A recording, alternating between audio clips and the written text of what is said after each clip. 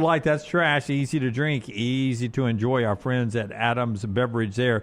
Final thoughts before we get out of here. Again, Unlocked normally at 12:05 every day, 12:10 every day, every Monday during football season with Brock and LT. Will be on tomorrow because of the Labor Day. Joel Klatt will be with us tomorrow as well. Final thought, maybe a game we didn't get to, and then one final thought on Alabama. So give me a final thought on Alabama and a final thought on a game we didn't get to that you wanted to bring up. On a game we did not get to. I feel like we hit them all. I mean, Florida have 0 penalties and 0 turnovers. I don't care if you're playing Long Island. And again, IMG probably beats Long Island. But when you score 55 points and you hold a team to 87 total yards and you have 0 penalties and 0 turnovers, it's pretty impressive. We did not mention Vanderbilt, and this is a testament to what Clark Lee did last year, the fact that a 43-3, I believe, was the final win for Vanderbilt, just completely gets ignored by us. Used to, you would celebrate that, and it's kind of become their expectation. I think they're going to have a tough conference slate, but having watched all the conference this week, you know, there are a lot of teams that have a lot of questions right now. So maybe Vanderbilt is going to do better in the SEC than I thought. We mentioned it briefly, but Justice Haynes from Michigan, albeit against New Mexico, 16 carries, 159 yards, 3 touchdowns. I wish I'd made one of my guarantees a Justice Haynes finalist for the Heisman because he'll get the opportunities, and he showed out with those 3 touchdowns. Only against New Mexico. We'll see what they have this week against Oklahoma, though. They're going to have to win it with defense early on because I just don't think – I think Underwood's going to be the real deal. I don't think he's there yet. I thought he looked comfortable. Yeah, I think he looked confident. C.J. Carr looked better to me overall. 6:30 ABC, Michigan and Oklahoma. But C.J. Carr has been there a year longer. One of the big games coming up this weekend. Is that the biggest game in the country? I think it is. What, Oklahoma, Michigan? Michigan and Oklahoma? I think so. Yep. I mean, until, like, Arizona State loses to Mississippi State, something like that. Yeah. All right, Kansas, Missouri is going to be a fun game. Yeah. I mean, if it was old Oklahoma State, Oregon would be maybe one of the bigger games in the country. We'll see if the Fighting Dundies can get going. If South Florida was to beat Florida in Gainesville, what are they ranked? If South Florida what? Is to beat Florida in Gainesville. They're not, but if they were. They'd jump in the top 25. Yeah, I think they'd drop in the top 10, you don't think? Oh, no. Top 10? If they beat Boise and then beat Florida on the road? No, not top 10. I would not be surprised at all. Just because of the name brand. Yeah. Do you don't remember? They were number 2 nationally. They operated out of a trailer. That took a lot of stuff to get there. Took a lot of stuff to get to number 2 in the country. Isn't that the year we had all the upsets every week? That was a crazy year. Yeah. Big East was really good that year. Every year, every week. All right. Later today, Brooks and Forrester will be sending out Kalen DeBoer and Ryan Grubb and Kane Womack and Hugh Freeze and all the Auburn and Alabama sound from the news conferences that are ongoing right now. And then we'll crank it up and do it again tomorrow. Until next time, God bless you and God bless America.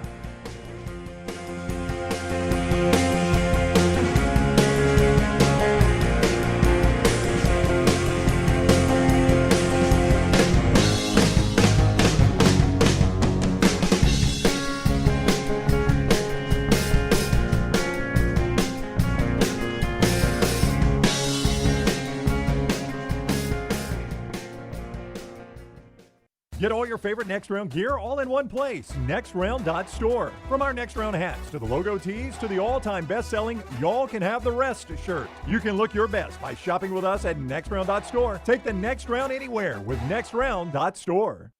Yo, kinfolk, what's good, man? Let me holler at you for a minute. You know how life can be life. You're out there chasing that dollar. Every dollar is accounted for going somewhere. Then all of a sudden, bam! Out of nowhere, a car accident. All I had to do was hit up my people at Alexander Shinara Trial. You already know when that dude Alex pulls up the trial, he shuts down the litigation situation. Yo, go to Shinara.com. Hit him up at 659-777-7777. Call me, Alabama.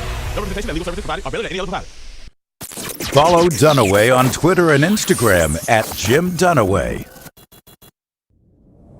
Jim Dunaway, Lance Taylor, Ryan Brown.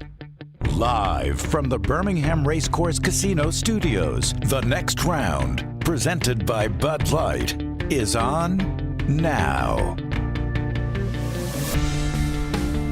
New show live now on a Tuesday. We were here yesterday, so we went through a lot of the therapy on Alabama and what happened. But we'll do it again today if you just didn't join us on a holiday, because we now have coaching sound from the news conference yesterday after the coaches have had some time to break down tape and all that. So you'll hear from Kane Womack and Kalen DeBoer and Ryan Grubb throughout the show.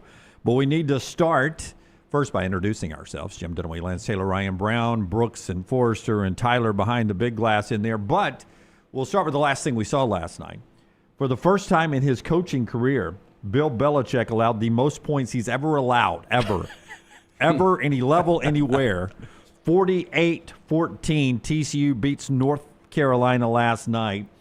Also, it's the first time in the at least 20 years they go back that somebody had a 25-yard or more rushing touchdown, a 25-yard or more passing touchdown, a 25 or more yard interception touchdown return, and a 25 or more yard fumble return for a touchdown. That's the first time that's happened in at least 20 years anywhere in college football. Well, I mean, it was a fun first, 15, 30 minutes for North Carolina. I mean, Freddie Kitchens did a great job for Gio Lopez scripting that first drive, and they go right down and get up 7-0 in the first 5 minutes, and that is most good scripts have a second page. No, we're getting to it, but that's the most lit up I have ever seen Chapel Hill. I agree. They did a great job of creating an environment there. And Yeah. for a small stadium, that's a pretty cool little Oh, setup they yeah, got. dude. It was completely packed, and we're seeing the pick six right there when it was 10-7 with 4 minutes to go in the first half. I mean, that completely flipped it. I mean, look, they were outmanned, and you heard Chris and Kirk talking about 70 new faces on that North Carolina roster. I mean, that's almost impossible to come together. I thought it was pretty obvious, Jim, on that first possession. Andy Avalos was like, we're going to go super base here because we don't know what they're going to do. I mean, this is a brand new team. How have we prepared? I mean, think about what was on TCU's plate there. You got a quarterback that played at South Alabama. To Lance's point, you got 70 new guys on the roster. How would you you got Freddie Kitchens. Really the only thing you know is Freddie Kitchens is calling plays, so I can go back and look at his, some college play calling, his NFL play calling, and maybe get some tendencies there. But I think it was pretty obvious that Andy Avalos for TCU was like, we're going to play base. We're going to see what their attack is like. And, hey, it worked for North Carolina. And as soon as they figured out what North Carolina wanted to do, that game was over, man. As soon as they made their defensive adjustments, Carolina couldn't move the ball. You guys are talking like y'all were expecting this beatdown. Were I y'all was. expecting it to Yeah. be 48-14? Not maybe 48-14. I thought personally. No, That's not really the conversation I thought we had all summer long. No, it was in my pick 3 because, and here's why. I mean, the pick 3 winner is very different than 48-14. I know. And But- one of the more embarrassing 3 hours for one of the greatest coaches in Now, football history. I'm not going to say I thought 48-14, but I thought, and this is going to sound a little bit like, Lance says things like this because he looks for like public sentiment and stuff like that. What did you hear all summer about this? Bill Belichick. I mean, when you talk something up that much, how often does it deliver? And that was just my thinking in this. I didn't know. I like Josh Hoover. I didn't see that coming. I didn't see the beat down. Well, I'm not trying that's to what say he's, that. it sounds like he's saying that. I'm literally saying the opposite if you listen to me, Jim. I didn't see a beatdown coming, but when you talk about all of that, it rarely delivers. And Josh Hoover's a good quarterback. We've talked about him a lot this summer. It is hard to lose by 34 at home if you're a Power 4 school. It's really difficult to do. Lance, this could have been 68 at the Oh, moment. yeah, look, I mean, when they flipped it around, I mean, the first quarter and a half, you got to give North Carolina credit. They did keep it competitive. And then, this is one of the better teams in the Big 12. We talked about there's 8 or 9 contenders, but they won 9 games last year. Josh Hoover's the real deal, and he missed a couple of reads. Easy touchdowns he could have had last night. Yeah, and that screen Back pass. to your point, this could have been 60-something to 14. Yeah, the screen pass he threw too high under pressure. You just can't make that mistake. But Josh Hoover's a good quarterback. No, but remember the one where he actually, and look, the offensive line didn't play great, but he got himself out of some situations where he rolls back to the left and he tries to force it the back end of the end zone, but the running back's creeping out in the flats. Yeah. Hurst Street showed it. He's like, it's an easy touchdown. Easy touchdown. Then there was another one.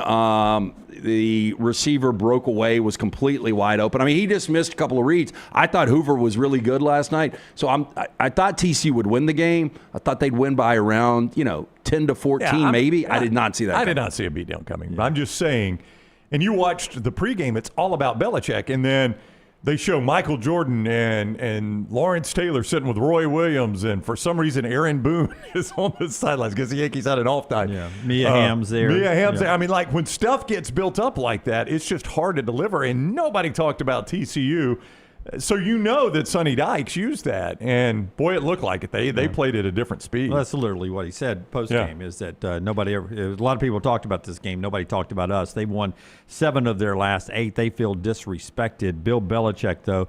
First of all, let's just run through a couple of social media posts last night.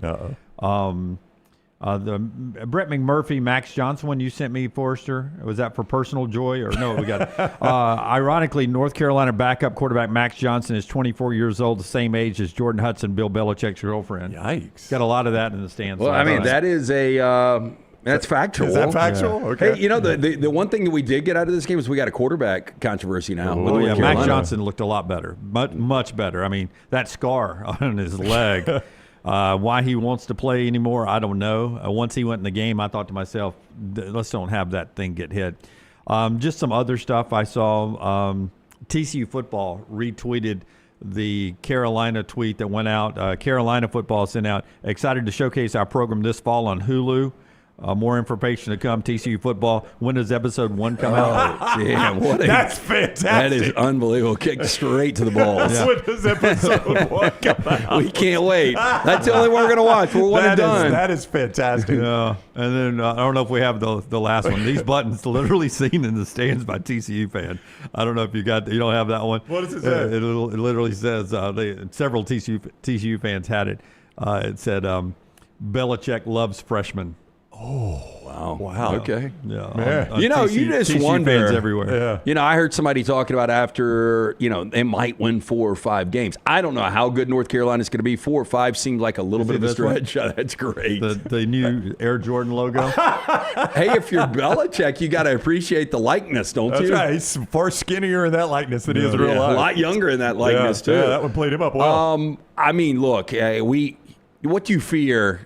Going back to all of that. That's what you fear. Yeah, you do. Yeah. But, they brought this up. TCU much more competitive than they were against Colorado, or a different TCU. Because ironically, when Prime kicked his career off in the Power 4, it was against TCU, and they pulled a major upset. But, we always had speculation, how long is Prime going to do this? Well, he seems pretty entrenched now. Belichick, at his age, to get beaten down like that, like if this season is a 3-9 or 4-8 and he takes some more beatings like that, is there any way he can coach another year? I mean, at his age, with all he's accomplished, but the other side of that too is with his pride, he can't walk out on a 4-8.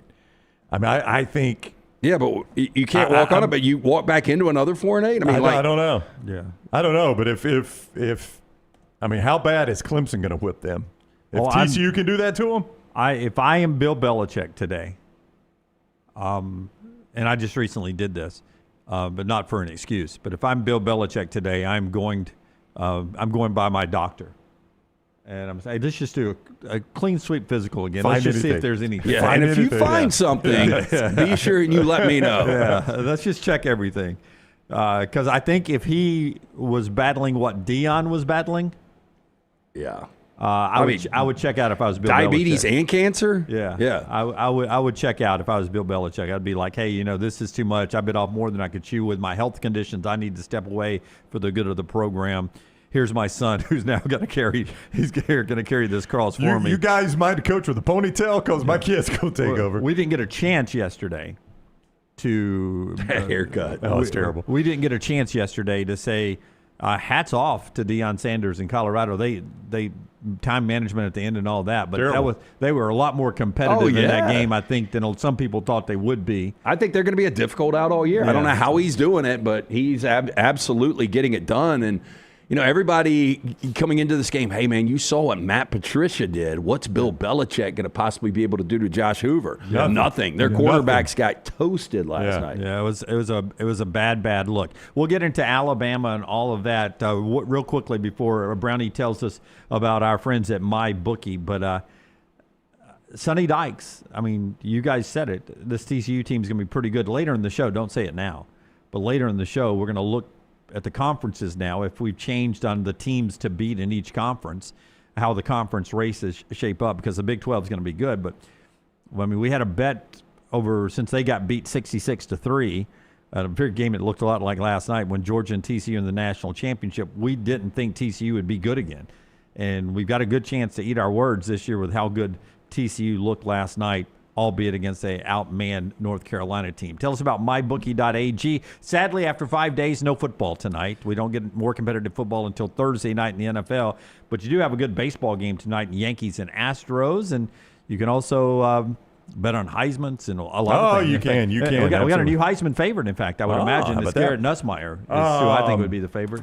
Okay, I'll see what MyBookie has, in fact. Auburn Tigers, 42.5-point home favorite over Ball State for the night game Saturday. The Alabama Crimson Tide, a 37-point home favorite over Louisiana Monroe for that Saturday night game as well. Jim mentioned NFL starting up Thursday night, where it is ballooned all the way up to 8.5. That number's on the move right there, 8.5. The Philadelphia Eagles favored over the Dallas Cowboys. So you can play all of that right there at mybookie.ag. MyBookie.ag, code next round. Jim, Garrett Nussmeier is in fact your Heisman Trophy favorite, just in front of Lenore Sellers. He's number 2. I was going to say Sellers is going to be number 1. Number 2 right there at mybookie.ag. Code next round as the bet back bonus. That's what you get right there at mybookie.ag. You make your first bet when you sign up and use code next round, and you will, up to $500, get covered on that bet. And if you lose, they just put it right back in your account, and you can fire down again. That's with the bet back bonus at mybookie.ag, and that is when you use code next round. MyBookie.ag. Bet anything, anytime, anywhere with MyBookie.ag. Code next round. Lenore Sellers, closest thing we've seen to Cam Newton. And he could single-handedly win them games this year. And will. Speaking of Cam Newton, doesn't need to see Dr. B. Plenty of hair. It comes through the hat, outside the scarf, all that kind of stuff. But if you're like me and these guys, you start thinning out. It doesn't matter when that happens in life. It might be in your 20s, your 30s, your 40s, 50s. Whenever it happens, you want to be preemptive. You want to maintain. You want to even grow some back. That is where Dr. Beckenstein comes in. For more than 20 years, women and men have turned to him for a range of cosmetic and reconstructive procedures. T3's got a new test. It's easy, painless, affordable, takes seconds to perform. It's going to show which medicines and compounds will specifically work for your hair loss. Make the phone call that I made years ago, 205-319-0316. You can also go online, t3hair.net. There are over 10 categories of agents they use, knowing they will work for you. Men and women ordering Hims, other products online, don't even know if they work. Stop wasting your money and critical time while you're losing hair on treatments that aren't working for you. Go see Dr. B and that great staff, 205-319-0316 or t3hair.net. All right, so we revisit now the weekend. Just in case you missed the show yesterday, we'll talk more about Alabama and Florida State. As I jump into this, I would say my biggest hope is A, it's a wake up call for Alabama, and B, you hope that Florida State is just this good. I don't know where it's gonna go from here, but it was very sad yesterday. If you're an Alabama fan, listening to former parts of the Alabama dynasty. From the Saban years, talk about the game and that effort. Nick Saban on the ESPN pregame show last night.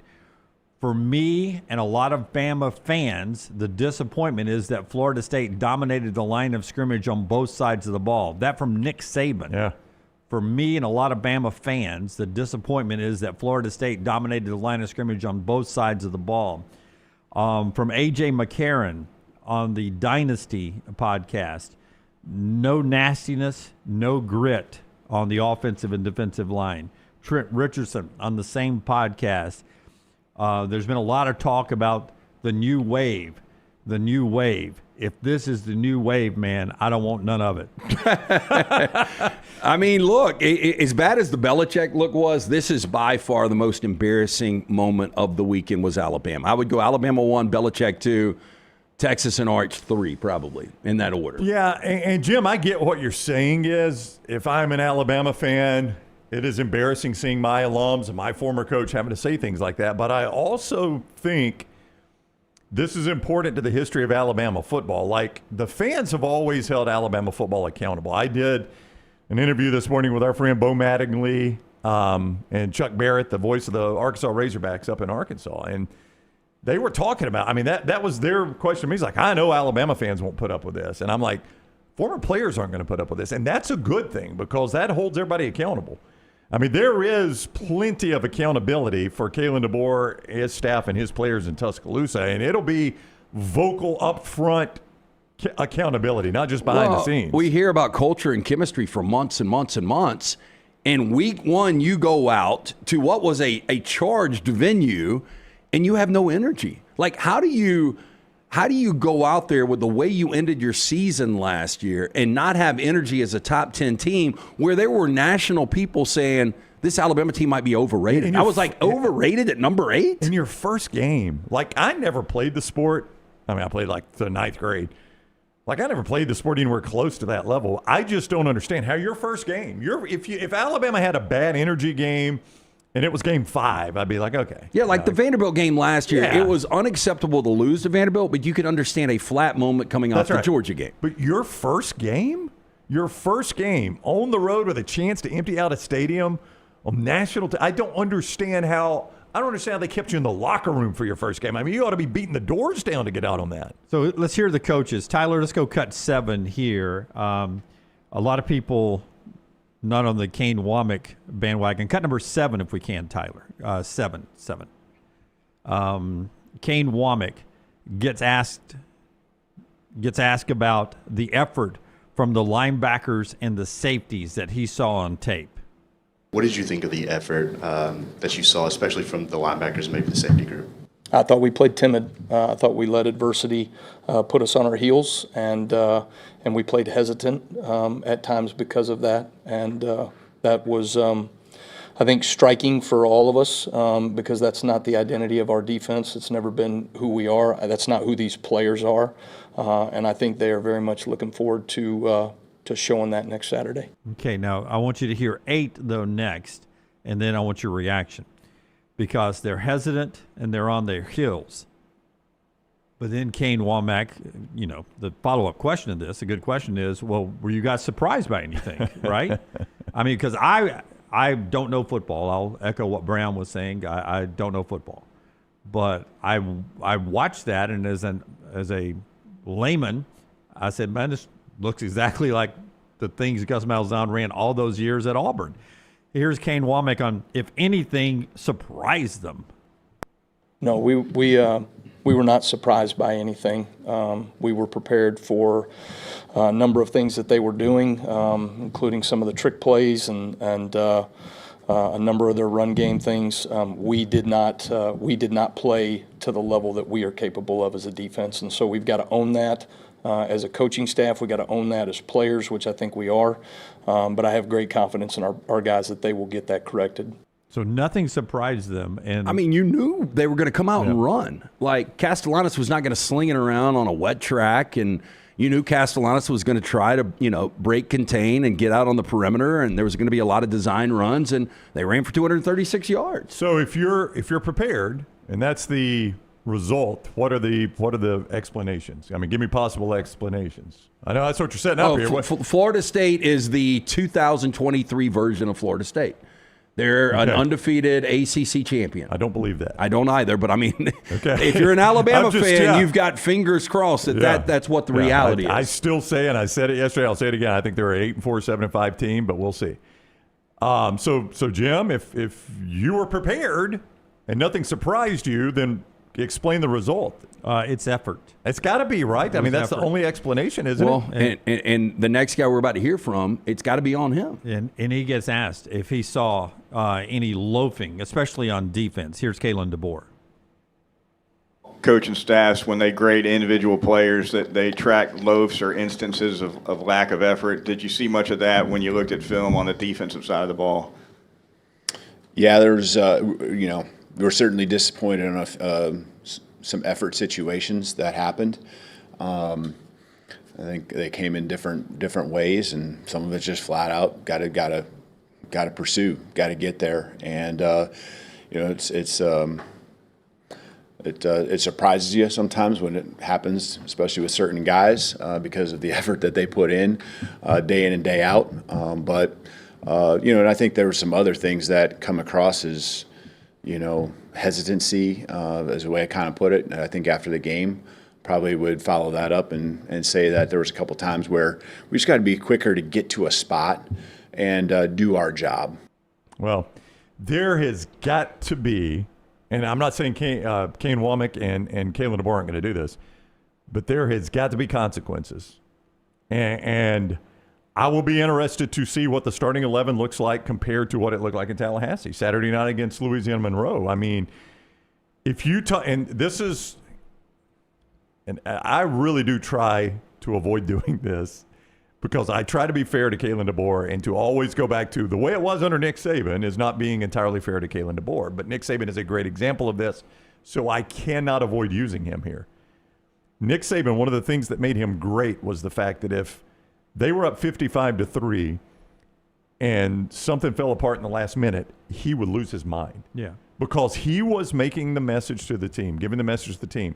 I'm not going to tolerate it in the last minute of the game up 55-3 any more than I'm going to tolerate it if we're down 3 with the clock ticking under 2 minutes. Yeah. It's not going to be tolerated, period. So don't think you can ever get away with it. And also his point was, I don't care if it's the third string that's out there. That's right. It's a standard that we're all playing for. Whether you're out there with the ones, the twos, the threes, there's a standard.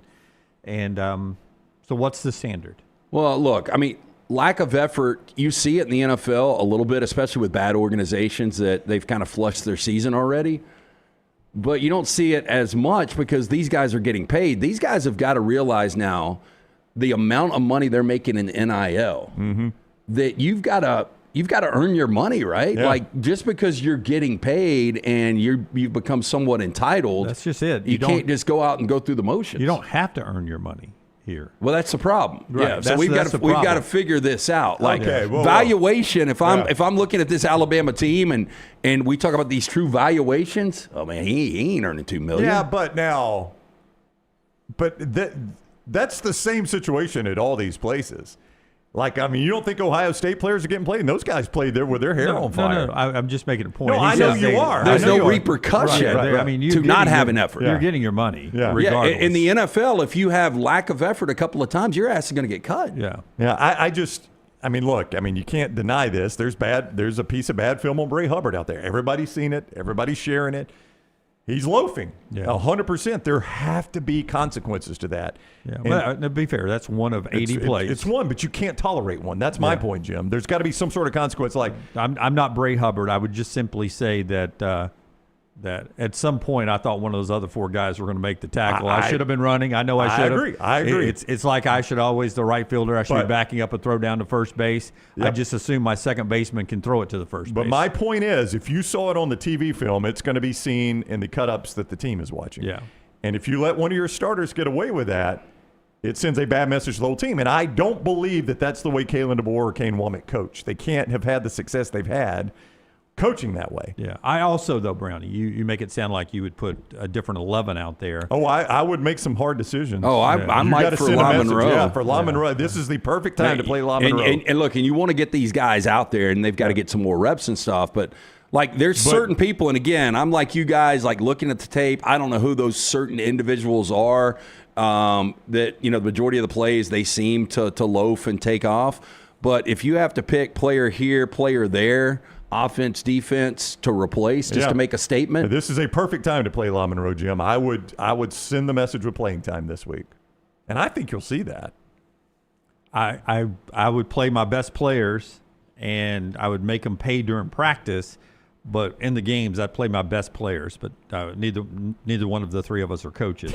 The show being brought to you by a couple of great sponsors. We always need to get in on the show here. That includes our friends at Hemp Hill Services. They bring you Lance's Lock every day. Lance'sLock.com. Maybe a play with two great lefties in that Yankees-Astros game tonight. Yankees are good again, man. Yeah, working on baseball right now. Coming off another winning night for you. We've been crushing baseball. We did have TCU, so 1-0 in college football last night. You get a free play each and every day at Lance'sLock.com. Very simple jump-on packages, daily packages, weekly, monthly, season packages. Lance'sLock.com. Always brought to you by our friends at Hempill Services. Trusted name, Birmingham has trusted since 1954. For all of your plumbing, heating, and cooling issues, hard to stop a train. Call Adam, Chad, Andrew. The guys there, 205-229-2090 or hemphillservices.com. Hey, great event going on right now with our friends at Johnston RV Center. It is kickoff time at Johnston RV, and they want to kick it off right with you right now with great savings on an RV from Johnston RV Center. They've got the End Zone RV clearance, Cherokee travel trailers starting at $139 a month with no money down. Prices marked down almost $100 on almost 100 2025 models, almost 100 models marked down to make room for the 2026s. Great selection of travel trailers, fifth wheels, toy haulers.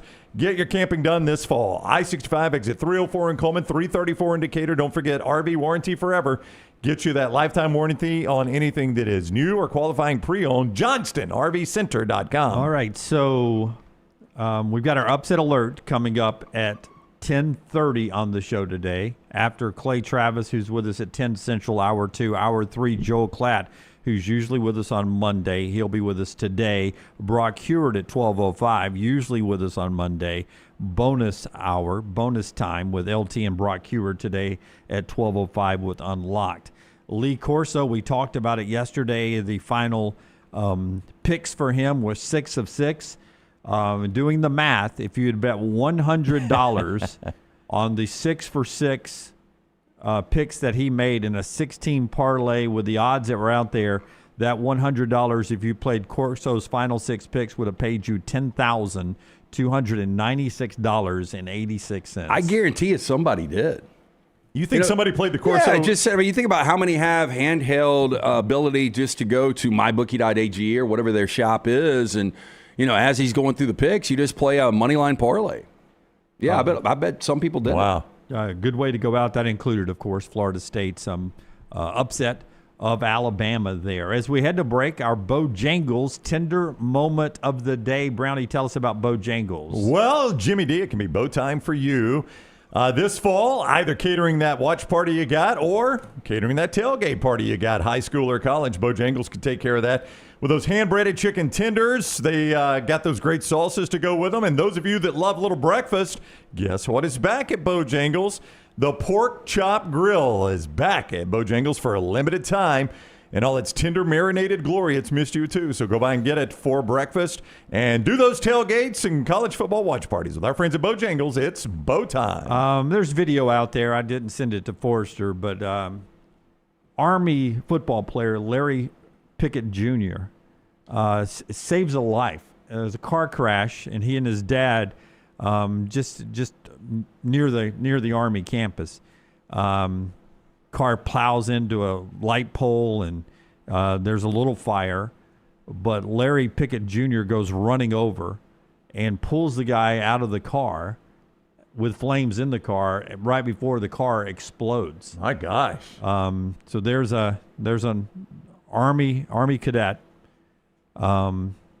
football player, already a hero, going to join our U.S. military, and in real life, without his cape and S on his chest, running over there and pulling a guy to life. Go check out that video. It's all over social media. That's our Bojangles tender moment of the day. When we come back, we'll talk more college football, recapping some of the stuff from the past weekend. AP poll out today. When we come back, we ask the question, is Alabama unranked?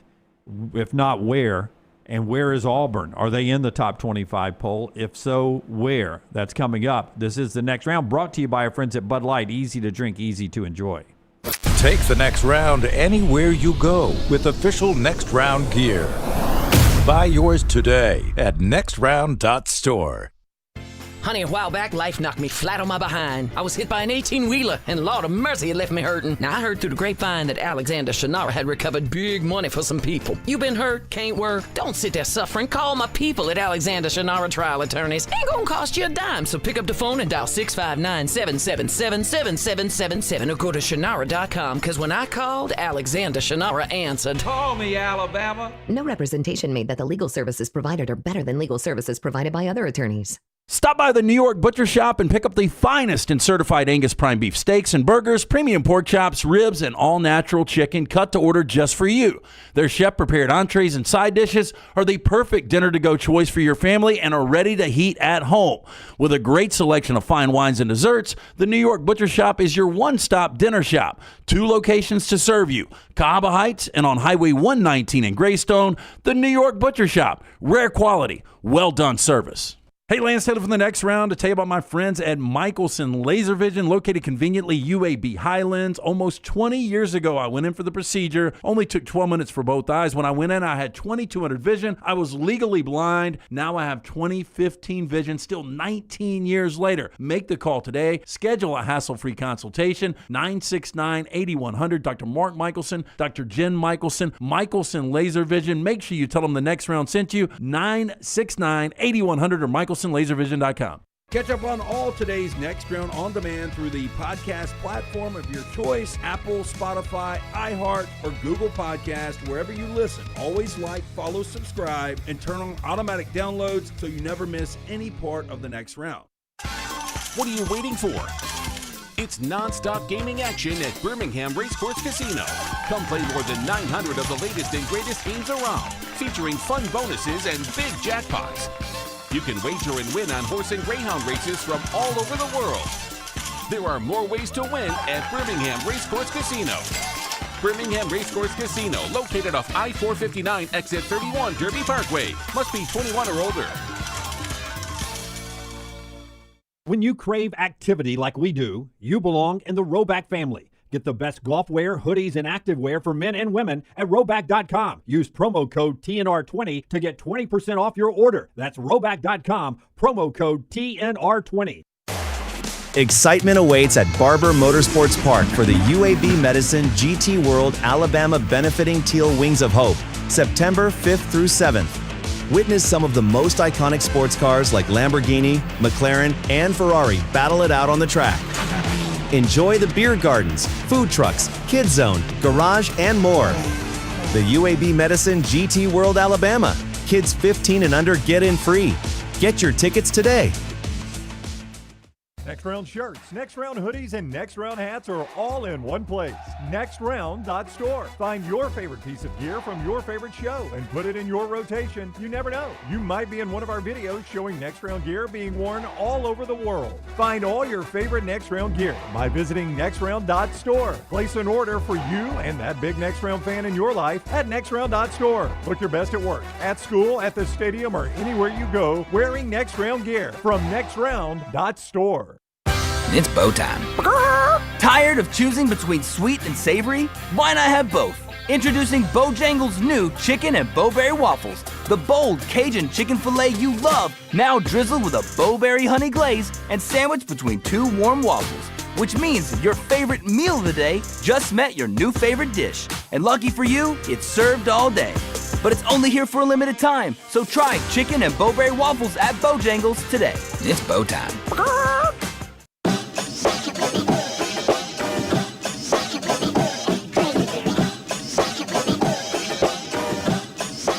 Okay, hour number 1 rolls on here. LTD&B with you. Show number 1027 for us.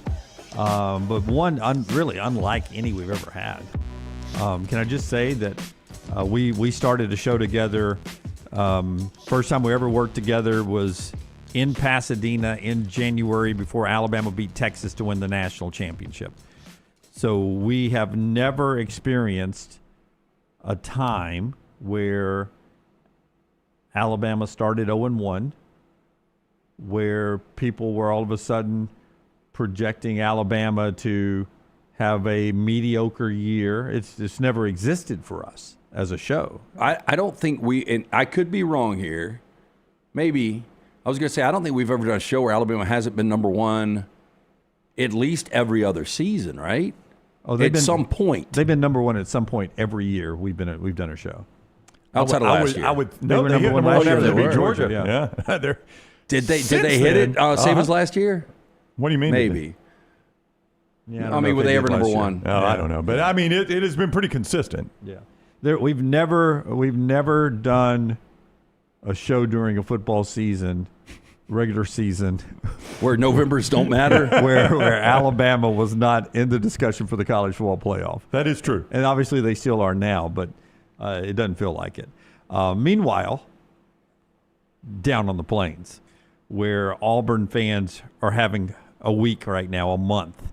It's pretty good for them. But not everything was perfect in their win over Baylor. They did give up 419 passing yards, 204 of that came after the catch. So Hugh Freeze, with a little break in his schedule right now, was asked about defensive issues and what's next on that side of the ball. Here's Hugh. Well, we had a long talk yesterday with Coach Dom, myself, DJ, and the defensive staff, trying to figure out how to process what we felt. And feelings can be misleading at times, and you don't want to make too much of that. Obviously, we found a way to win the football game, but did we feel like we were crisp and fresh? I get making mistakes, and you miss some tackles in week one usually. However, I thought we tackled really well in the live scrimmages, the two we had. But it just, whether or not it was it was 140 degrees when we got there, and our emotions on defense were an emotional group probably, and that adds to the drain. And then give Baylor credit, they hit us in the mouth pretty early, and I don't know if it was just a combination of all of that, but it just seemed like we weren't fresh and crisp, and even at the when we get a fourth down stop to win the game, there's very little emotion or celebration, and it's almost like relief. Wow. Fresh and crispy used a couple of times there for the Auburn defensive staff. We'll talk Auburn in a second, right after LT tells us about our friends at CPAP Plus. CPAP Plus, the website, sleephomealabama.com. Check it out today. Again, nobody wants to deal with the lab. Nobody wants to deal with the insurance company. Guess what? Sleephomealabama.com, our friends at CPAP Plus. No lab, no insurance, just a $199 home sleep test. You can get the information right there from our friends at CPAP Plus at sleephomealabama.com. 5 great locations, the O'Neill brothers throughout the state, Birmingham, Trustful, Pelham, Foley, Troy. No lab, just easy-to-wear fingertip devices, clinically validated that connect to your smartphone, complete with the physician's interpretation of your results. Again, for more information on this $199 home sleep test, no lab, no insurance, go to sleephomealabama.com. All right, so look at Auburn's schedule the rest of the way. And, guys, you tell me games you think Auburn will be underdogs in now that you've seen them one time and you've seen everybody else. Ball State this week after the win over Baylor. Talk to me. Oh, a massive favorite. I've already given you the number there. That's 40. I think they're 43 in that one. Yeah. Well, I'm not saying actual numbers. Just walk me through. Are they favorites in these games? What do you think about at Oklahoma? I mean, no, they're going to be a dog at Oklahoma. Yeah. I mean, Oklahoma right now is 6-point favorite over Michigan. A lot is dependent upon not what Auburn's going to do against Ball State and South Alabama, but what Oklahoma. See, I agree because if you were to look at this game right now, Jim, based on Week 1 results, John Mateer was fantastic. Auburn's pass defense looked terrible. You would naturally say, well, boy, they are going to struggle against Mateer. Let's see what Mateer looks like against Michigan. That's a much better defense that he'll face. Yeah, I think Michigan and Auburn probably in Vegas, probably kind of around the same power number. Okay. Michigan maybe a little bit more. I mean, Oklahoma might be a 7-point favorite over. I think once we get to that game, I think Oklahoma will be about a 4-point favorite. Texas A&M? A&M will definitely be favored. I mean, Oklahoma and A&M 1,000% will be favored over Auburn. Georgia, we know is going to be favored. Missouri and Jordan Hare, they're not going to be favored. No, Auburn will be favored in that game. I would say right now 3.5. Yeah. Okay, so until against a named program, until Auburn plays Missouri, you think they're underdogs? Oh, 100%. Okay. So 3 straight. At Oklahoma, at Texas A&M, and against Georgia. At Arkansas, and It would be around a pick right now. Oh, really? Yeah, a lot of this is going to depend on how both Auburn and Arkansas play. But I think right now, if you listed this game, I'd put Auburn a 1-point favorite, 2-point favorite. So Taylor Green tore it up. I think your Auburn hype meter is way off right now. I don't think you have a full tank of Auburn. No, you need to fill up your Auburn tank. I mean, Arkansas and Baylor. I mean, those teams are pretty comparable right now. So Jim, but let's pause right here. Yeah, so, you need to pull into the Auburn Buckies and fill up your tank with cheap play gas. golf with Auburn hype every day, and I don't get it. So all right, so tell me, Jim. So you think Auburn's favored at Oklahoma? No, not a chance. And you don't think they're favored at A&M? You think they're favored at A&M? I don't know. All right, you know they're not favored over Georgia. You guys have them touchdown underdogs. Did y'all watch this team? I mean, this doing? Auburn team is unbeatable. What are you doing? Georgia at Jordan Hare? It's going to be a tough game for Georgia. Oh, yeah. I mean, But right now, Auburn would be a 7 to 8 point underdog. Here's what I need to see from Auburn. There's two things I need to see from Auburn, Jim. Let's finish the exercise thing. Yeah, Kentucky Arkansas in the conversation. Crazy. What's next? Kentucky at home. Wait, what is crazy? Arkansas right now would be right around the pick. Okay. Yeah. And Kentucky favored. Arkansas lands. Auburn's going to be favored there. Okay, at Vandy, Auburn should be favored there. I think by then they will be. LT. Well, I mean, Vanderbilt's going to beat Virginia Tech this week. Not that means anything, but Vanderbilt's going to be one of these middling teams. Means a lot for Brent Pry. He's about to start out too. Yeah, you're right. No, I think Auburn right now would be a slight favorite, 3.5, 4 over Vanderbilt. Mercer will throw that out, and now let's get to the Iron Bowl. They're going to be a dog to Alabama at home. LT.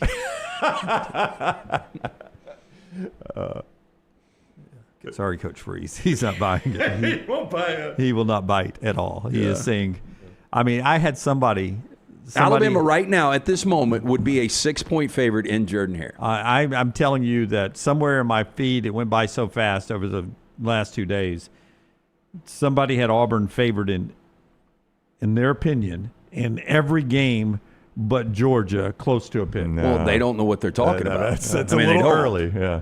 I mean, Auburn might end up being a team that goes 12-0 out of nowhere, and they might win all these games. All I am saying is where the point spreads would be right now. You tell me when, if Auburn keeps winning, tell me when on that list do they become a favorite against Alabama at home? Beat Georgia. I mean, if they are 6-0, I don't know why I said like Porky Pig, but if they're 6-0, they become a favorite over Alabama. Well, we will get a barometer on Georgia both ways, against Alabama and against Auburn, and I think that'll tell you a lot there. But I mean, if Auburn beats Oklahoma and A&M on the road and just keeps the Georgia game close, they might be close to favorite. What has Alabama done in that same window? So Alabama loses to Georgia, you say? So Brown, I don't know if you've been paying attention. Well, I know the program's there is questions whether Alabama is going to suit up this weekend against La Monroe. They're playing La Monroe. Yeah. They may never win again. In fact, they're working on changing the fight song. No longer Dixie's Football Pride after Saturday. I mean, unbelievable. It's been so long they've forgotten the Rose Bowl even. Yeah. They've changed the word. They've taken pluck out. Yeah. They've sold the P and L. They've changed it. No, hey, look. I mean, point spreads don't always matter. Ask Alabama this past weekend. They were a 2-touchdown favorite. I am just saying right now, Auburn is going to be a dog in 1, 2, 3, possibly 4, 5 more games. Okay, I've set the table properly for today's Associated Press poll that's coming out here, because there's been a lot of press about Alabama over the last 48 hours.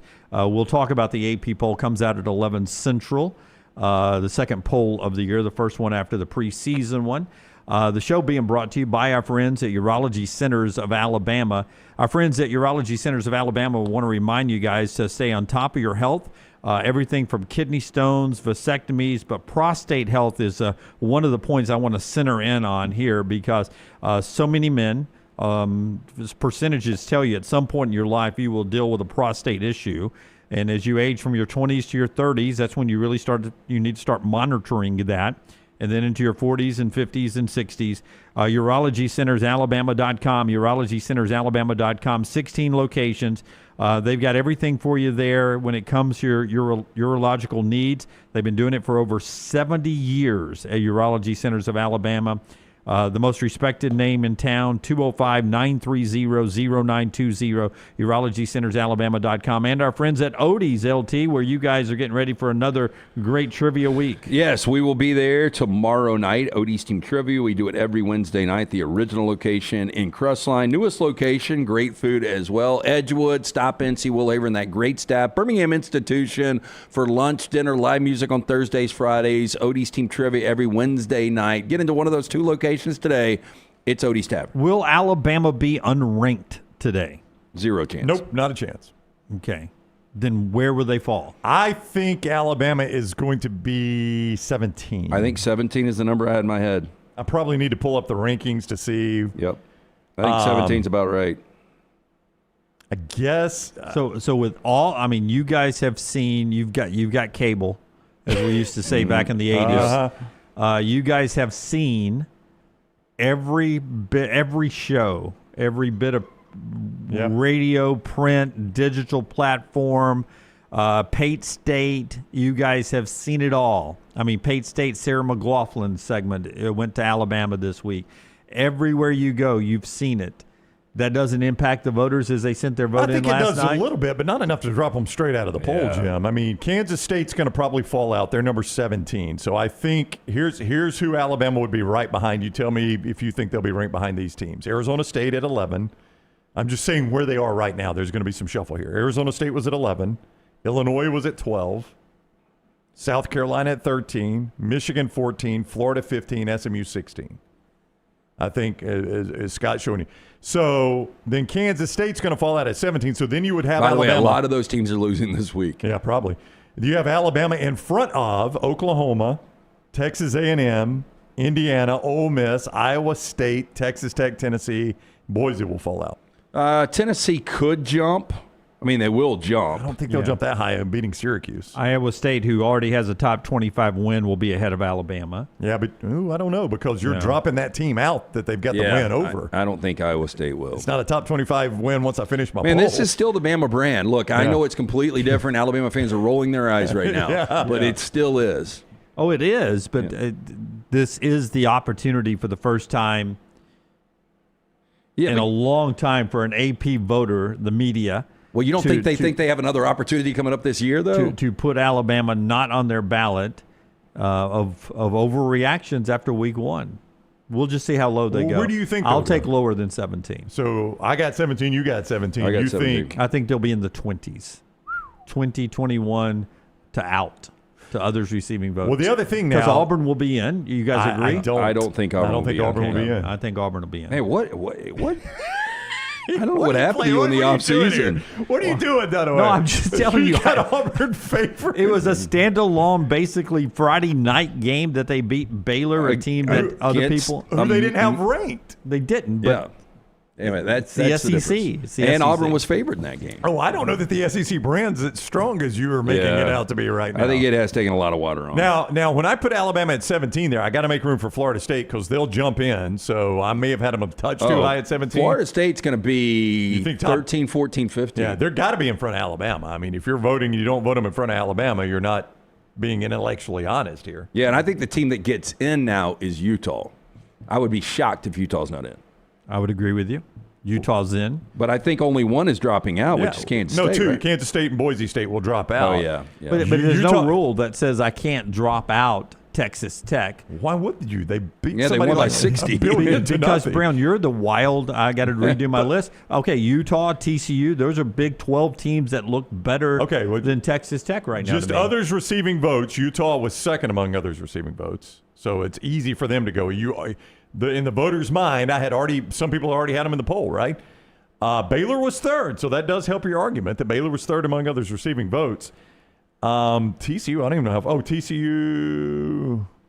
Gosh, I don't even see where they were. Yeah, they won't be in. Yeah, I don't think they'll be in. I think Auburn will be close, Jim. I think 26-27. I don't think they're going to be in though. I think Auburn. Auburn will not be in this week. They will be in next week though. Oh, after you think there's going to be some? Yeah, I mean, I think Illinois loses. I think SMU loses. The Arizona State, there's a possibility that they lose. 1-0 Troy, Auburn fan says, this is Jimmy Lemine in overdrive. Y'all should know his shtick. No, I'm just sitting here telling you guys. Yeah, I can't figure out what Read it the is. room, guys. Read the room. You have never in the history of this show been this high on Auburn. Read the room. Yeah, it took you longer to get on Cam Newton's bandwagon than Jackson Arnold. Just read the room. I mean, Alabama, bad. Buried, Auburn, gone. good. Yeah. I mean, it's very simple. It's a seesaw. One is good, one is bad, man. Brooks will send out on our social media platform the new top 25 poll, or Forrest, or whoever gets to that assignment first on that back road. The ABC 3340 alumni will have that out for you shortly after it drops at 11 Central Time for you on all the platforms. And we'll discuss it after we talk to Joel Klatt, who will join us at 11 as well. All that still to come on the show. Before we get to the viewing menu, one NFL note to talk about. Since he's dressed second day in a row as a super fan of the LA Rams, Matt Stafford will start this week for the Rams. Yeah, well, I mean, look, I think it might be surprising to some because of the back situation, but they say he's a full go, and I don't know what to expect from Stafford. If he's healthy for the entire year, I think this is going to be a really good Rams team. But, man, you go against a D'Amico Ryans defense week one. This was Rams 2.5 when they announced it, stretched out to Rams 3.5. It's back down to 3. It's a really, really difficult opening game for the Rams and for Stafford, who will be under duress the entire game. I hold my breath almost every time Tua takes any sort of hit, just because of his history. Do you feel like you might do the same thing this year? Yep. It's a tough way to watch a football game. Dunaway, I don't know if you've ever been in that situation. Oh, Tom Brady, from the day we got him. Yeah, that's a tough, he was old. Tough way to watch football. I'll go ahead and tell you. That is a tough way to watch your team play. And I knew with Brady we had a chance to beat anybody. Without him, we had no chance. Yeah. And it was every hit. Yeah. Every hit. Luckily, we had the refs protecting him. That helped out tremendously. I mean, it is the best time to be an unhealthy quarterback in NFL history. Well, it just sucks being the NFL. If your quarterback goes down, we know this. Yeah, your season is over. Yeah. Thought it was really interesting to see that. I did see a story as well Thursday night, Dallas and Philadelphia. They say quarterback under the most pressure in week one, Dak Prescott, because after the Micah Parsons trade, the perception is that Dak's going to have to produce more points than he's ever had to produce. Well, look, and you go back 2 years ago, I think people forget the Cowboys were 12-5 3 consecutive years up until last year when everything completely fell apart. And now you get a George Pickens. Now, George Pickens for Micah Parsons, I mean, if you're looking at offseason moves, it doesn't really pan out. But this Dallas offense should be really good. They're just going to have to outscore people now. Am I wrong that this line's on the move? It's 8.5 at mybookie.ag. Yep. It's just going. It is. Well, I mean, look at the results last year: 34-6 and 41-7. The Cowboys weren't even competitive last year against the Eagles. And that 41-7 was with Kenny Pickett. Wasn't even with Jalen Hurts. Yeah. So they weren't even competitive last year. I'd forgotten about that part, and you done away. I saw your reaction. I think I think this is probably a more competitive game than people think. Okay. I don't watch as much NFL as you guys do. I mean, I watch it, but not the way you guys watch it. After this past weekend's college results, I may be an NFL fan now. I may be more NFL than I am college. Well, you've got your Auburn Tigers are 1-0. They might be ranked today. Let's get to the viewing menu brought to you by our friends at Michelson Laser Vision. Come on. Tell me about Michelson, and we'll find out what you guys are watching. To view life in high definition, very simple. Make the phone call that I made over 20 years ago, 205-969-8100. Ask for Amy. Tell her the next round sent you. They are going to hook you up with a hassle-free consultation. You have zero to lose to find out if LASIK is right for you. For more information, MichelsonLaserVision.com, conveniently located UAB Highlands. Go see the Michelsons, the doctors, Dr. Mark, Dr. Jen, absolutely the best in the business. Again, for more information, MichelsonLaserVision.com. So, unfortunately, I don't have any new releases for you today, but I've got plenty of new additions to streaming services. First off, Paramount Plus has added the first 8 Friday the 13th movies. Oh, no. First one was really good. So I did like the first one. The first one's pretty good, and I gave it up when he went to Hell or Manhattan. I forgot where it was. One and the same back in the day, but so both. Those are two different movies. Yeah, that's what I'm saying. I gave it up after one of those two. I don't remember which one. I will tell you, there was a moment in my teenage years because of the way horror films were when I was a teenager. Anytime I was making out on a couch or a mattress or daybed, I would look underneath and make sure there wasn't somebody that was going to stab me while I was making out with a girl with a spear or a big knife through the couch. Well, that's or the when you knew mattress. it was coming. Yeah. Once titties came out, you knew somebody was getting slashed. You could not enjoy that as a teenager during my era of going to horror films because, ooh, cute boobs. Boom, neck's off, head's off. That's horrible. Stabbed through the back. Well, they've added part 1, part 2, part 3, part 4, the final chapter, part 5, a new beginning, part 6, Jason Lives, part 7, New Blood, and part 8, Jason Takes Manhattan. I thought Ernest took Manhattan. Oh, he did that too. Oh, okay. And the Muppets did as well. That's true. Prime has added Chef, starring Jon Favreau, Great movie. Scarlett Johansson, John Leguizamo, Robert Downey Jr., and Dustin Hoffman. After igniting a Twitter war with a well-known culinary critic, a Los Angeles chef packs his knives, heads home to Miami, and opens a food truck. This has a really good-looking grilled cheese in it. Oh, dude, he makes the grilled cheese he makes for Scarlett early on or for his son. Or maybe both. But that movie it would appeal to a lot of different people. And it's got a good father-son bonding. I thought it was really, really underrated, really good. It loses me when the rat starts talking and cooking the meals. That's no good. That's a good movie too, though. Oh, it is. And finally, on viewing menu, Tubi has added some good movies, some scary movies, and some weird movies. So you got Goodfellas, The Truman Show, Sinister with Ethan Hawke, and Popeye the Slayer Man. Can I ask you a question? Does Tubi send you a check every week? Because I never hear any Tubi. Tubi pops up a lot on my feed. I don't know why. Yeah, it's free. Yeah. And so they add a lot of the weird stuff, and I just like putting it on there in case anyone actually wants to check out Popeye the Slayer Man. You don't have to spend money. They should send you a check because the best Tubi advertisement I get is from you. Well, okay, I came across try and get that deal done. when I was looking. Tyler's all for that. I'll take the check. I was looking at celebrity birthdays for today, and the kid that played the other driver on the F1 team with Brad Pitt, British brother. He's got an Idris in the name. Do you know what I'm talking about? Idris Damson. Yeah, I had never seen him in anything, and it said that he made his debut in FX's Snowfall. Well, years and years ago, I'd heard about this show Snowfall. I remember Outkick did, their pop culture guy did a write-up on it, and I meant to put it in my queue. So I went and watched a couple episodes before the game yesterday. It is absolutely incredible. It is Boys in the Hood meets Narcos. And it has the whole governmental Iran-Contra affairs where, weapons and drugs and everything that came together in Central America. But it takes place in Compton. I mean, I've only seen 3 episodes. Fantastic. Wow, that sounds violent. Hey, before we get to Clay Travis, give me cut number 13 real quick. Cut 13. Here's Bill Belichick after the loss last night. Has anybody seen, this had to be the 24-year-old girlfriend. Has anybody seen you can't see it in this shot, but the news conference area has balloons all around it. I saw somebody say it looked like a high school dance. Yeah. Yeah. Like we were getting homecoming pictures taken. It was very odd. Yeah. It's probably unfair to blame it on the 24-year-old girlfriend who seems to have her fingerprints on a lot of things, but it was so odd after a embarrassing beatdown, the most in this guy's coaching career, for him to be standing at a podium with homecoming balloons around it like we're about to get our pictures taken. Back to you. Read the room.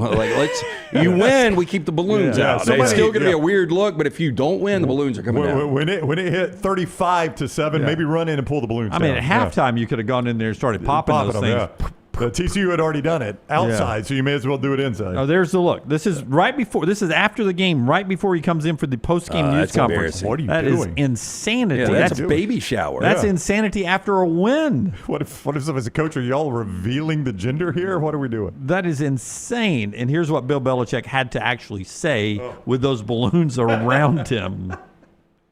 Oh, well, it was a great atmosphere here for the game tonight. As you can tell by the balloons. Had tremendous energy all walk. And, we played competitively, but then just couldn't sustain it. So, obviously, we have a lot of work to do. We need to do a better job all the way around, coaching, playing, all three phases of the game. Just wasn't up to what it needs to be, and I know we're a lot better than that. So we'll need to work on those things and show it on Saturday on a quick turnaround. But give TCU credit; they came in and did a good job, and they were clearly the better team tonight. They deserved to win, and they did it decisively. Even kill as they come. He's not going to get too high or too low. That's for sure. That's a bad look. Bad look. So do you guys, the balloons or the loss or all the above? Everything after TCU took the lead. Yeah. Do you guys think he's back next year? I hate to. It's such an unfair speculation, but yeah. They're at Charlotte for those when he said short week. They are at Charlotte. Yeah, almost took Charlotte if there had been a betting line out already. Did they not? They just didn't have it out because of. Not when I was drawing my thing at 6:30 this morning. You have no idea how bad Charlotte is. Yeah, Charlotte's pretty bad. They are awful. Like in this game, I assume it's not one of those stupid. We're going to give you 2 for 1. This game's in Chapel Hill. No, right? it's at Charlotte. Yeah, it's in Charlotte. So I guess they did. But I think it's at Charlotte's. It's at the NFL stadium, not on. No, it's Jerry Richardson Stadium. I don't think that's the NFL stadium. I think that's Charlotte's on campus. I think Jerry Richardson used to own the Panthers. He did, but he also, I think, donated a lot of money to Charlotte. I think that's Bank of America. It won't affect the number that much either way. They're still going to be 24.5-point favorite. I think they have 28. a Kennesaw State-like stadium. They on do. campus. I'm looking at it. It's Jerry Richardson Stadium. Okay, this so is it's a tiny stadium. So it's on campus. On campus, 15,314. How Bill Belichick. How did you let your brand play in a 15,000-seat stadium? Whoever did that deal. Hey, do you remember when we had Calipari on? Oh, I do. Dunaway's like, I'm telling you, man, they're going to get just because of the relationship with Martin Newton, they are going to get a game on campus. Yeah. Well, no, they already had it scheduled. It's a cool little venue. Yeah, little stadium. How do you let your brand play in that? Yeah, when you don't have an upper deck and you're a Power 4, you're not playing in that stadium. Clay Travis standing by. We'll get to him on the other side. This is the next round. Follow Scott Forrester on Twitter at ScottForresterTV. Yo, kinfolk, what's good, man? Let me holler at you for a minute. You know how life can be life. You're out there chasing that dollar. Every dollar is accounted for going somewhere. Then all of a sudden, bam! Out of nowhere, a car accident. All I had to do was hit up my people at Alexander Shannara Trial Attorney. You already know when that dude Alex pulls up the trial, he shuts down the litigation situation. Yo, go to Shannara.com. Hit him up at 659-777-7777. Call me, Alabama. No representation that legal services provided are better than any other provider. What are you waiting for? It's non-stop gaming action at Birmingham Racecourse Casino. Come play more than 900 of the latest and greatest games around, featuring fun bonuses and big jackpots. You can wager and win on horse and greyhound races from all over the world. There are more ways to win at Birmingham Racecourse Casino. Birmingham Racecourse Casino, located off I-459, exit 31, Derby Parkway. Must be 21 or older. Twin Peaks is the best in the game. Here, you're in the red zone for every college rivalry and divisional matchup all season long. I mean, where else are the scenic views as good as your view of the game? Only at Twin Peaks, the #1 sports bar. Next Round shirts, Next Round hoodies, and Next Round hats all in one place, nextround.store. Find your favorite piece of gear from your favorite show and put it in your rotation. You never know, you might be in one of our videos showing Next Round gear being worn all over the world. Find all of your favorite Next Round gear by visiting nextround.store. Place an order for you and that big Next Round fan in your life at nextround.store. Look your best at work, at school, at the stadium, or anywhere you go wearing Next Round gear from nextround.store. Stop by the New York Butcher Shop and pick up the finest in certified Angus prime beef steaks and burgers, premium pork chops, ribs, and all-natural chicken cut to order just for you. Their chef-prepared entrees and side dishes are the perfect dinner-to-go choice for your family and are ready to heat at home. With a great selection of fine wines and desserts, the New York Butcher Shop is your one-stop dinner shop. 2 locations to serve you, Cahaba Heights and on Highway 119 in Greystone. The New York Butcher Shop, rare quality, well-done service.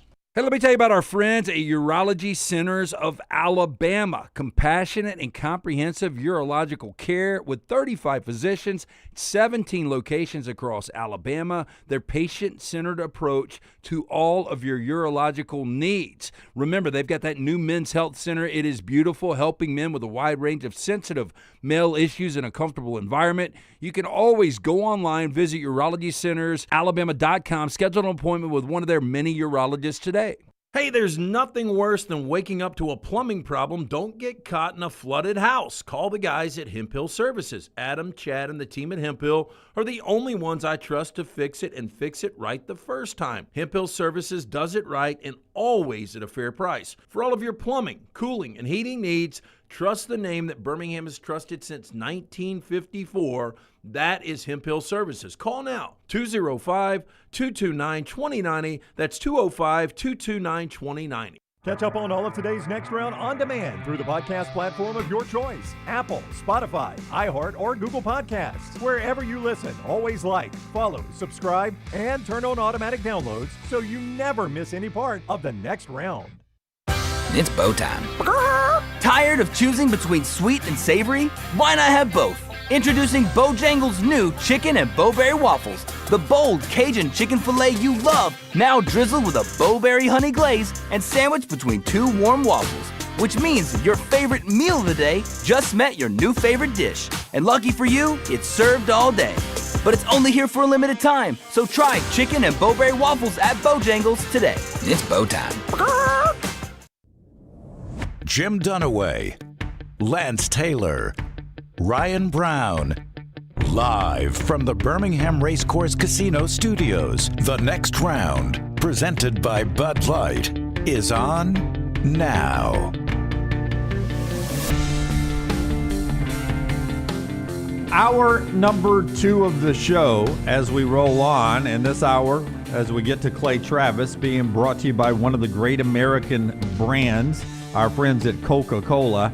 Game day deserves the great taste of Coke Zero Sugar because fan work is thirsty work. Here's a guy who's always thirsty, Clay Travis. Dunaway, you don't like it when I start Tennessee with him. I'm going to start Alabama with him, I guess. That's a lot more interesting. Clay, you were there. What was the feel like in the stadium watching that unfold? I was sitting on my sofa. It was shock and disbelief. I don't know what it was like in the stadium. I would say, first of all, was it 2 weeks ago when you guys asked me to rank the 5 best teams in the SEC, and I mean the 5 best coaches, and you got Alabama fans everywhere fired up, and I said if they lose to Florida State, every Alabama fan is going to agree with me that Kalen DeBoer has been a big mess, and I actually think I might even be more charitable to Kalen DeBoer than the average Alabama fan has been since Saturday. The game was awesome. I mean, in terms of the environment, Florida State coming off that awful year, they had just completed renovations to the stadium. I would say there was a lot of trepidation when Alabama took that opening drive down pretty methodically and scored to go up 7-0.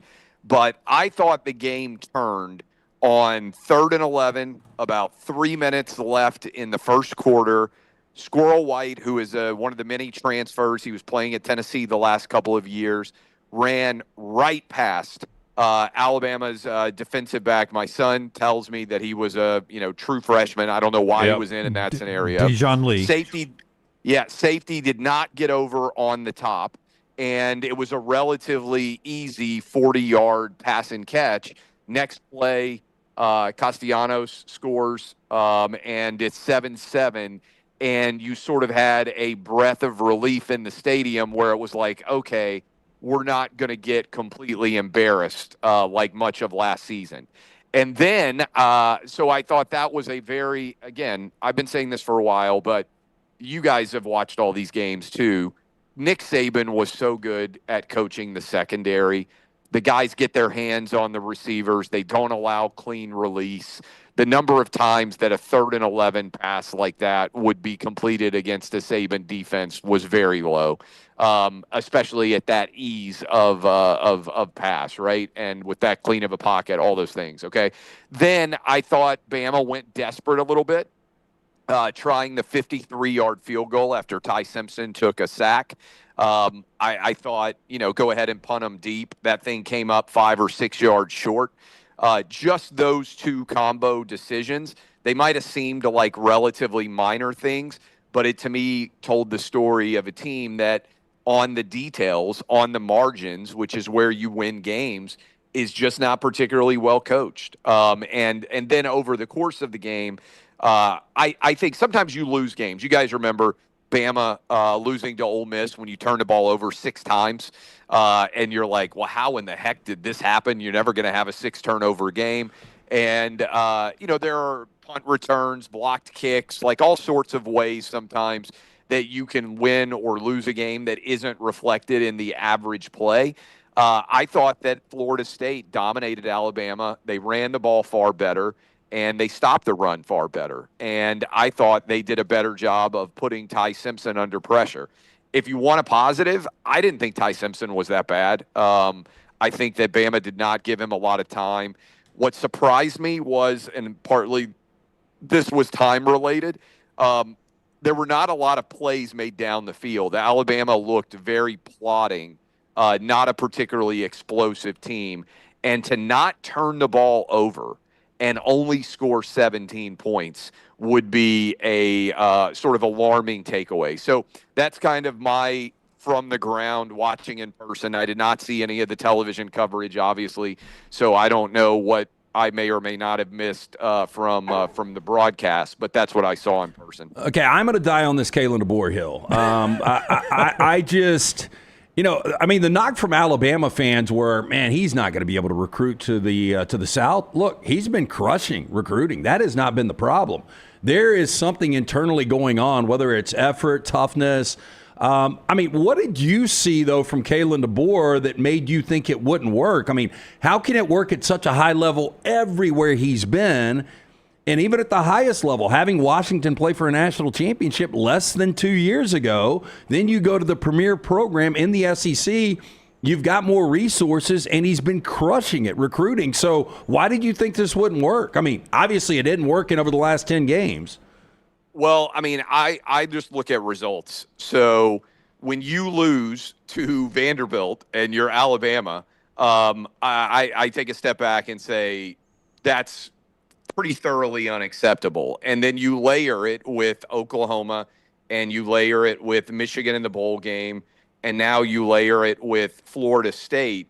Saban lost fewer games in his final 15 years as a big favorite than we have seen Kalen DeBoer lose in his first 14. And so I look at it. I think I told you guys this when it happened. The lack of discipline on the team seems pretty significant. I think the culture that Saban built was one of accountability, where you were afraid of screwing up because of the other people's excellence in the team locker room, but also because of Saban. I think I told you guys, was it Malachi Moore who kicked the football at the end of the Vanderbilt game? I remember coming on with you guys and saying that's a culture thing. Like Nick Saban would have Darth Vader choked him to death on the sideline, I think, if he had done that. I just see a lot of plays where it doesn't feel to me like, again, I didn't watch the television broadcast, but did the Bama player kick the ball again and cause a timeout to be taken? Did it happen in the fourth quarter? I did not see that. I didn't see that. I thought he was Vanderbilt. I thought late in the game, and it may not have been a huge moment, that, again, I wasn't watching it, so it's sometimes hard to see in person, but they stopped the game. It looked like somebody had kicked a spotted ball, maybe not intentionally, but that there was a timeout forced to be taken by Alabama. Again, I'm sure some of your listeners may remember that scenario. Probably about 4 minutes left in the game, and they stopped the game, and they didn't really explain it very well inside the stadium. But I noticed that a timeout came off the scoreboard, and you wouldn't have taken a timeout there traditionally. Normally, Anyway, the point is just, I mean, they're just on the margin. This does not seem to be a well-disciplined team. And, I think you can go to a bunch of games down the stretch. I mean, remember against Tennessee, who was it that got the personal foul that set up the 4th and 28 or whatever the heck it was at the end of that game? And people can say, oh, well, they missed an officiating call and things like that for other aspects. But I'm a big person on control what you can control. And the things that Alabama can control, they're not doing well. People made fun of Saban early on, you'll remember, because he was very focused on the process. Don't look at the scoreboard. Focus on doing the best version of your job that you can. And if you stack good snaps together at the end of the game, the result will be positive. And I think that what we are seeing is Alabama is not a very disciplined football team. So you can have really good players and still have a poor result. And so I don't know where we go from here. I mean, that's the question that everybody is asking me. Even Alabama fans are like, dude, things are bad when they're all in my mentions. Like, Clay, what should we do? I think that the buyout is so significant. And now you have to pay players. And anybody you hired, you'd have to pay $9 or $10 million a year to be a coach too. I just don't think Alabama has the finances to be able to do that. So I think you're stuck with DeBoer. And you just have to hope that some of these games that I think are just total landmine games, like I'll give you one at Missouri. I think Missouri's going to beat Alabama. And I think Alabama fans are going to lose their mind, for instance. I'm not talking about, the LSU or the Tennessees or the Auburns where I think Alabama fans look around and say, those are rival games. Like we expect those to be competitive now. I'm talking about games like Missouri that, for the last 15 years, you just went ahead and chalked the dub. I think a team like Missouri is going to beat Alabama this year. And I think, again, here's the stat for you. From 1983 to 2008, 25 years, Alabama won 1 national championship and I believe 3 SEC championships, right? 25 years.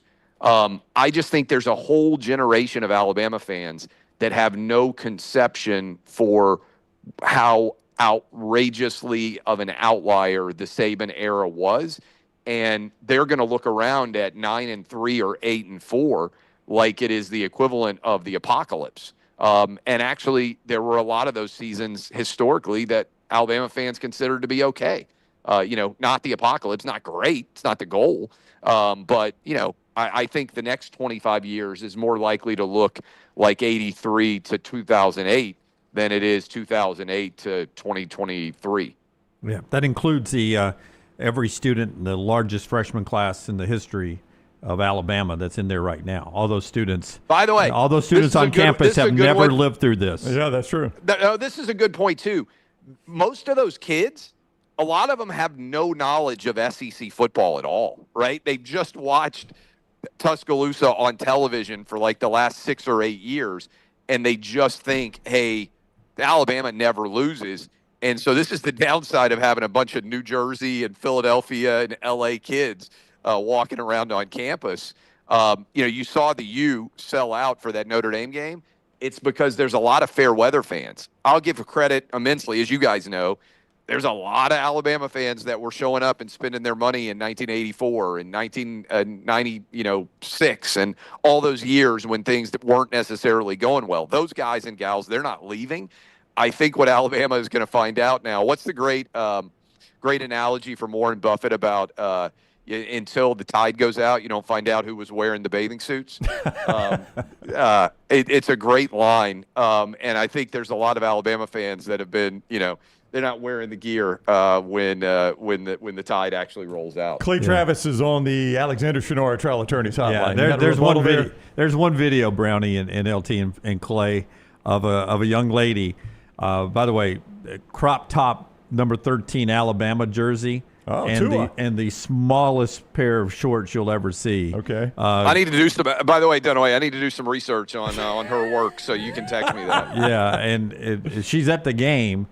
But she rushes the field with everybody. It's an Alabama jersey. Wait a minute. She's wearing an Alabama jersey and rushes the field? And to Clay's point, she's probably an Alabama student from California who's at the game with her friends or from Florida. She may not be an Alabama student. She rushes and runs onto the field in an Alabama jersey. And by the end, that's amazing. And by the end, she's got a Florida State button over the Alabama logo on the jersey at the collar. That is perfect. It reminds me of Don King back in the day. People who remember boxing, when Don King would walk down to the ring with one boxer, and then if his boxer lost, he'd end up walking the other one back. In the corner. He'd end up in the corner with the other boxer. Like that's that way you never lose. She's taking pictures with every Florida State player on the field. They stop. She's attractive enough to where they're stopping and taking pictures with her. Clay, I do want to get to Tennessee though. I thought Joe Aguilar was really good, especially when you watch Nico in the late night game. Did you just call him Joe? Joey Aguilar. I don't think I threw the Y on there. Joey Aguilar was good. Tennessee maybe got some defensive issues they got to clean up, but surprisingly good offensively to me. Yeah, look, I stayed up like a jilted, bitter ex-girlfriend until 1 a.m. Central Time after I got back from Florida State to watch the entire Utah-UCLA game. I don't know how many degenerates out there were still up watching like I was. But so I'll start with Nico. Nico makes several throws every game. One of them for Alabama fans was the dime that he dropped in the third or fourth quarter, rolling out to his right that basically turned the game in Knoxville. He makes 3 or 4 throws every game where you watch him and you just think, I mean, this guy has an arm talent, a size, just looks absolutely unbelievable. But then he's unable to consistently hit open receivers. I think the second pass attempt of the game, maybe the second play of the game, I flipped it right over after, I don't remember what game was. I think it was LSU, right after the LSU-Clemson game ended. I flipped it right over. And he missed a wide-open touchdown throw. And he missed so many wide-open touchdown throws last year in Josh Heupel's offense. And if he had made 7 or 8 of those throws, he's got 7 or 8 more touchdowns, and he probably would have gotten $4 million a year. I think Tennessee would have said, you know what, you're worth it. And I think most Tennessee fans would have said it. But he missed them. And then he missed it against Utah. And I just think he is a primary read receiver, quarterback, and he does not see the field well. And I think that his team is now worse. His coaching staff is now worse. Certainly, they had 35,000 people in the Rose Bowl as an embarrassing debut crowd. And I just think that Nico is going to become one of the great cautionary tales of the NIL era. There are, Diego Pavias out there who make a ton of money that would otherwise not have much of an NFL future, and congratulations to them. But I think there's going to be a lot of Nicos too that chase the money, that overvalue themselves, that don't recognize that for anyone who thinks they have a pro future, whatever you make in college is just the appetizer, and you don't want to burn your mouth on the appetizer, to use a metaphor here. Something unfortunately I've done. Nothing worse than getting a great steaming pizza out and you burn your mouth on the first bite you take. I know. Yeah. So I do think that he was really, really bad. On the flip side, what I liked about Tennessee's performance, and by the way, credit to my 14-year-old, because we drove into Tuscaloosa into Tallahassee from the beach. So he had multiple games streaming in the car and was keeping me updated on everything as we were driving in. And then I went back and watched the fast version of the game on YouTube for Tennessee. What I liked and what I saw was Tennessee's offense was moving at a fast speed again, much like it did with Hendon Hooker. And I think the ceiling optimistic take is Joey Aguilar doesn't have the mechanics or the arm or the size of Nico, but he actually has, I think, the talent set that is very similar to Hendon Hooker, who ran the Josh Heupel offense so far better than anybody else. Now, I think you can say whether it's Hendon Hooker, Joe Milton, or Nico, I think people are going to look back and be like, man, Josh Heupel did a really good job to get a Nico-helmed Tennessee team to the playoff, because I think he's going to look really pretty bad over the year at UCLA. And cautiously optimistic that he's going to be able, that Joey Aguilar fits what Tennessee's trying to do better, even though he's not as talented than Nico would. So we'll see. Tennessee will get a test in 2 weeks when Georgia comes to town. That's a winnable game. Tennessee is the only team that Heupel has not beaten. A rival that he has not beaten is Georgia. And that'll be September 13th, a real test for Tennessee to see do they have the ability to beat a top 10 caliber team. I'm going to ask this question, and it seems like an easy answer on the surface until you really think about, like, one was kind of an unknown. The other, everybody was like, this guy's going to be incredible. So more embarrassing week one, was it Arch Manning or was it North Carolina and Bill Belichick? Oh, by far North Carolina and Belichick. Look, I know everybody wants to come for Arch because, he's a Manning and he did not play well, right? I think getting lost in the shuffle. The Texas defense held Ohio State to 205 total yards. Yeah, they were dominant. That's the fewest yards Texas has gotten Ohio State has gotten in a game in a decade. So I think that if Sarkisian went back, he would say, boy, we lost. We should have won that game. You got stopped at the 1 yard line. You got stopped again, I think, at the 3. No points on either of those drives.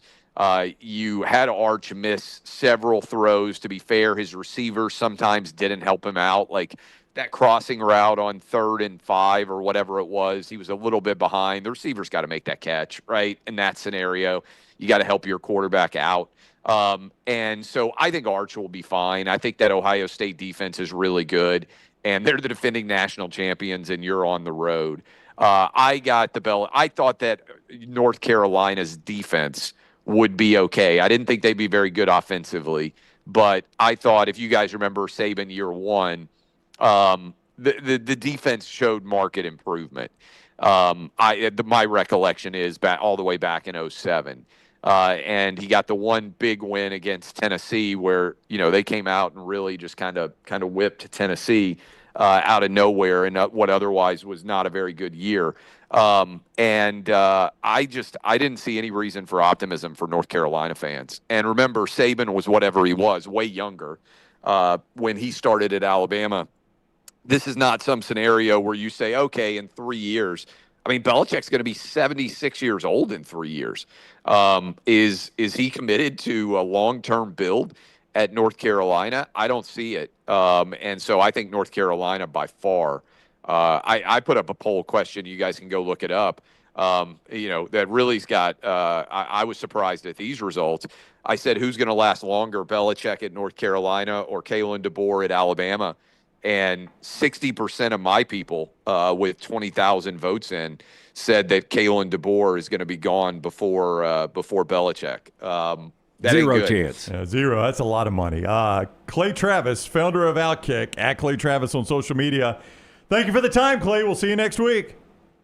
All right. Hey, where do you guys have Kalen DeBoer ranked in SEC coaches right now? Listen, we laughed you off. Dying on the hill, Clay. Lance is dying on the hill. I look like an idiot for arguing with you last week, so I'll take you the L. You should pull that audio, okay. Because every Alabama fan that was mad at me last week, now there's it's like that. Yeah.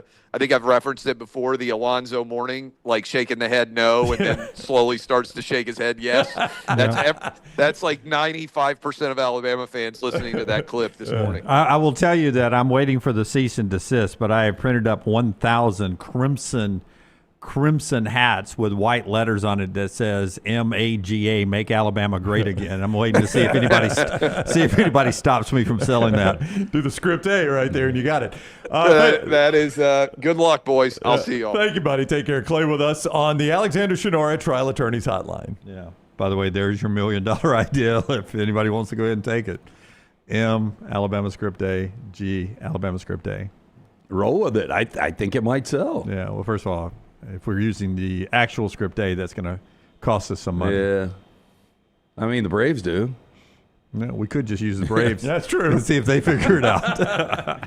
All right. The show being brought to you by a couple of great folks. One of them is our friends at the Pants Store.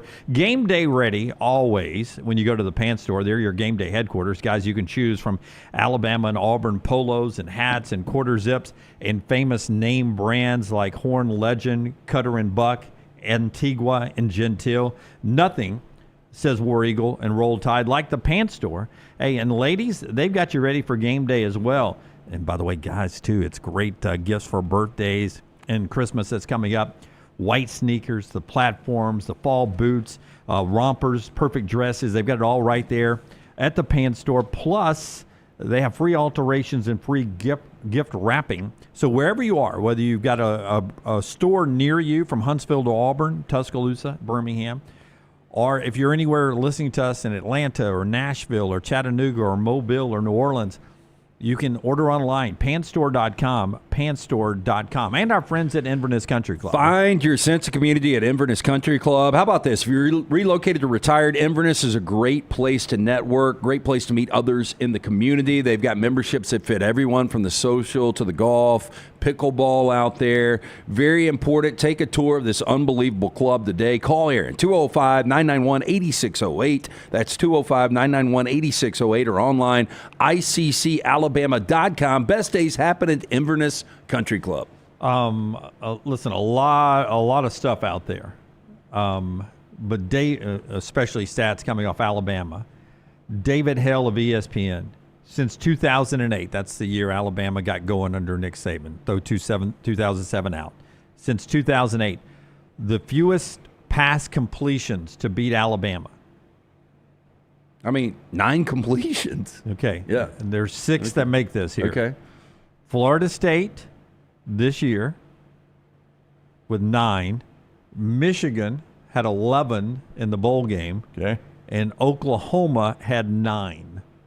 So holy crap! So that's 3 losses. That's 29 completions combined in 3 losses. Yeah, that's awful. That is amazing. If you're ever wondering, that shows you you're turning the football over or somebody's running down your ass. Yeah. If you're ever wondering what Roman will never tell you on the air, but the way I always read what Roman is talking about is that defense has a hard time setting the edge sometimes with the way it's designed, and their last 3 losses make the 6th fewest completions in a game to beat Alabama since 2008. The other 3 that make the list, game of the century, 9-6 LSU, and the other 2 had a familiar, 3 of the 6 have familiar. One of them was Florida State. The comeback game and the kick 6. Those are the 6 fewest completions to beat Alabama since 2008. Wow. That's another deep dive. That is a deep dive. I don't know how you do that dive. I do remember the school record 0. Ole Miss beat Alabama without completing a pass, and that was the brick through the window. Or did Alabama not complete a pass that day? It was one of the 2. Yeah. That'll never happen again. Yeah, that'll never happen again. But Gio Lopez tried to make it happen last night.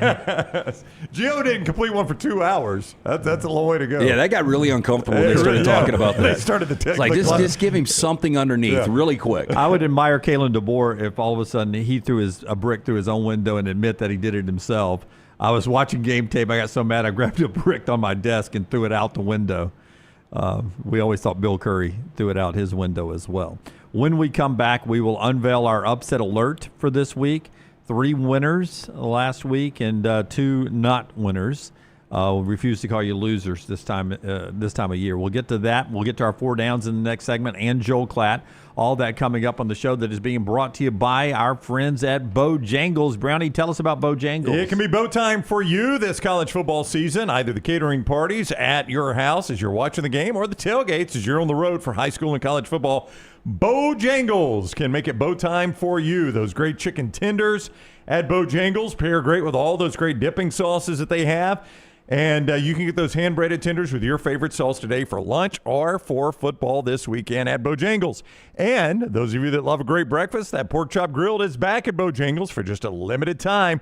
With all its tender marinated glory that you've missed, it's missed you too. So head to Bojangles for breakfast or for lunch or for tailgating or for catering this football season. It's bow time. Everything Next Round is on demand now in the podcast section at nextroundlive.com.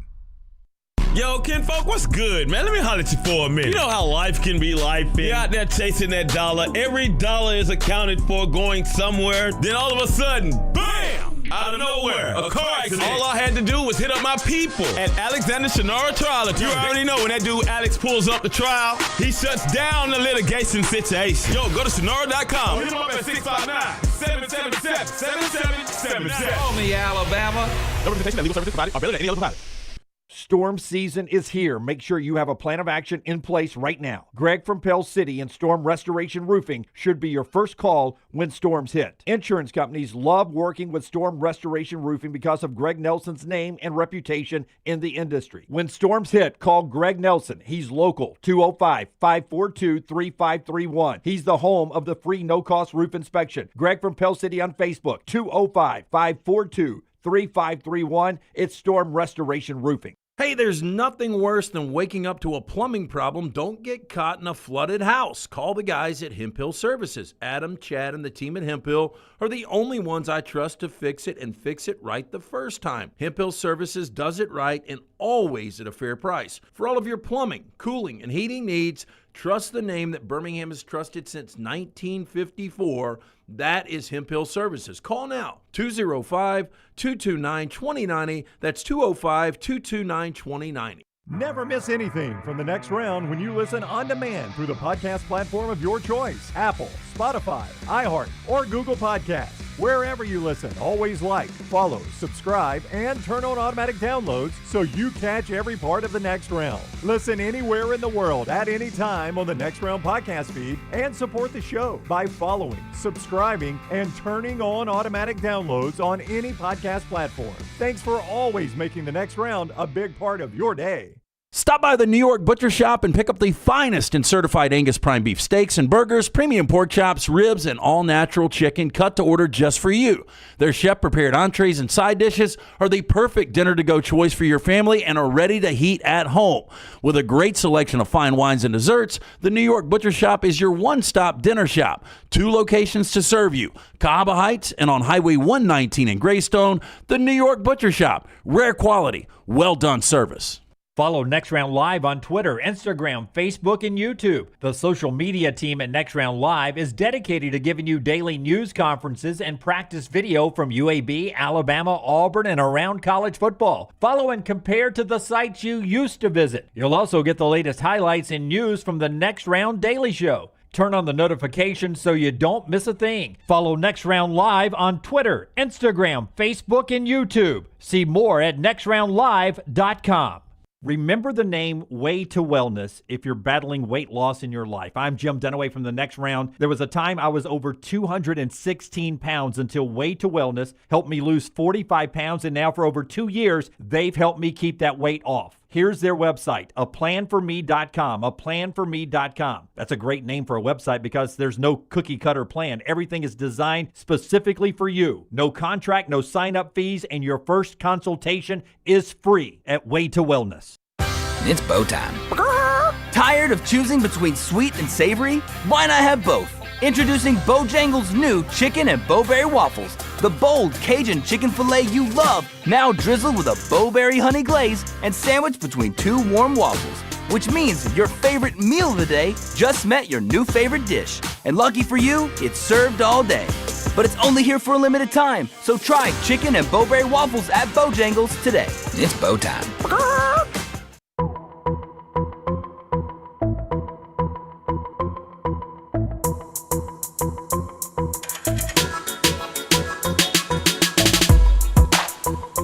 LT, back when Alabama made the college football playoffs over unbeaten Power 4 ACC champion Florida State in 2023, what would that betting line have been if Florida State had gotten in against Michigan? Jordan Travis less Florida State? Yeah, without Jordan Travis, Florida State against Michigan. Probably Michigan 10.5. Yeah. That was very popular on social media Saturday night after they beat Alabama was, we just beat Alabama by more than we would have been underdogs if we had made the playoffs over Alabama in 2023. I think I said this on our postgame, though. If you went back to 2023 with Jordan Travis in Tallahassee late in November, Alabama still would have been a touchdown favorite. Yeah. In Tallahassee over that team with a healthy Jordan Travis. Yeah. Now, again, that was a Nick Saban completely different team. All I'm saying is. So those fans still had a little for Alabama getting in over them in 2023 when they rushed the field and got a $50,000 fine. I couldn't find that video of the Alabama girl, and some people are trying to tell me that was staged, that she was a Florida State fan. So she just had an Alabama jersey on at the game for no reason. Cut off Tua jersey? Yeah. I mean, look, people, you pay to get something done, you can probably get it done, right? Yeah, exactly. All right. Storm Restoration Roofing, before we get to our upset alert. Storm Restoration Roofing is my buddy Greg from Pell City. But I want to show you Sophie. This guy, this is the daughter of a guy who listens to our show, Kevin, down in Pelham every day. Part of his kids going to school, back to school picture, Sophie here, is next to Storm Restoration Roofing signs. That's her in the kindergartner, and he's recommended Greg to another house in his neighborhood. So they did the back to school picture with Sophie in front of a Greg from Pell City Storm Restoration Roofing sign. So hopefully Greg works on somebody in his neighborhood in the 3rd, 4th, 5th, 6th, 7th, and 8th grade. Keep going on. Keep the pictures rolling. But that's I like really the cool. sign on the right side better because we get a little logo. Oh, yeah, that's true. Our logo gets in that one, yeah. Yep. Both of those during our time here, though, Storm Restoration Roofing. They can get on your roof like they have in that neighborhood down in Pelham. All you have to do is call Greg up and jump on the number you see on the screen there, 205-542-3531, 205-542-3531, A-plus rated. He's got financing to cover a deductible if it's larger than you expected it to be. He does storm damage. He does roof replacements when they age out. But the best thing he does, he gets on your roof and gives you a free, no-cost evaluation, 205-542-3531. That's Greg from Pell City on Facebook. The College Football Spotlight. Sound the alarm. College football's upset alert. The dead dog. The Shannara Spotlight. Every single time on Tuesday, we do the Shannara Spotlight. It is the upset alert. You threw me way off with the dog. That's a siren. Oh. She used to do that. Shannara Trial Attorneys headquartered in Birmingham. More than 24 years. They've grown to more than 150 lawyers, supported by more than 500 dedicated team members. Elite trial lawyers that have recovered more than $2 billion, maintaining Alexander's core values: integrity, mastery, passion, and success. When you find yourself in need of a lawyer, call the Alexander Shannara Trial Attorneys. You pay nothing unless they win your case. Shannara.com, Shannara.com. All right, let's take a look at the standings, if we can, of where we are after 1 week. We had some winners. We had some no outright winners. We had some folks that covered. Me and Forrester were so close. Yeah, Forrester and Lance had Cincinnati. Yeah, we had the Bearcats on Thursday night against Nebraska. Yeah, covered, but did not win. So you get 5 points. Remember, it's 5 points for a cover, and then you get if it's an outright win, you get the 5 plus however many points it was. I snuck it in with Toledo. But I kept waiting as that game. What did you end up getting that at? We got it at 8.5. Okay. I think it went off at 9 somewhere. Yeah. Some parts at one point was 7.5. That game was 10-2 for a long time. It was set up to where I was like, man, just one turnover here and Toledo can get in there. That would be the way to roll. But as you see in there, can I get the standings one more time? 5-5-5, and then Brooks and Brownie come up short. Brooks welcome party, man. He got torched and burned. Yes. Brooks apparently joined the show back when Coastal Carolina had a quarterback and a coach. Yeah, Grayson McCall is way gone. Yeah. Brooks, you have comment on that?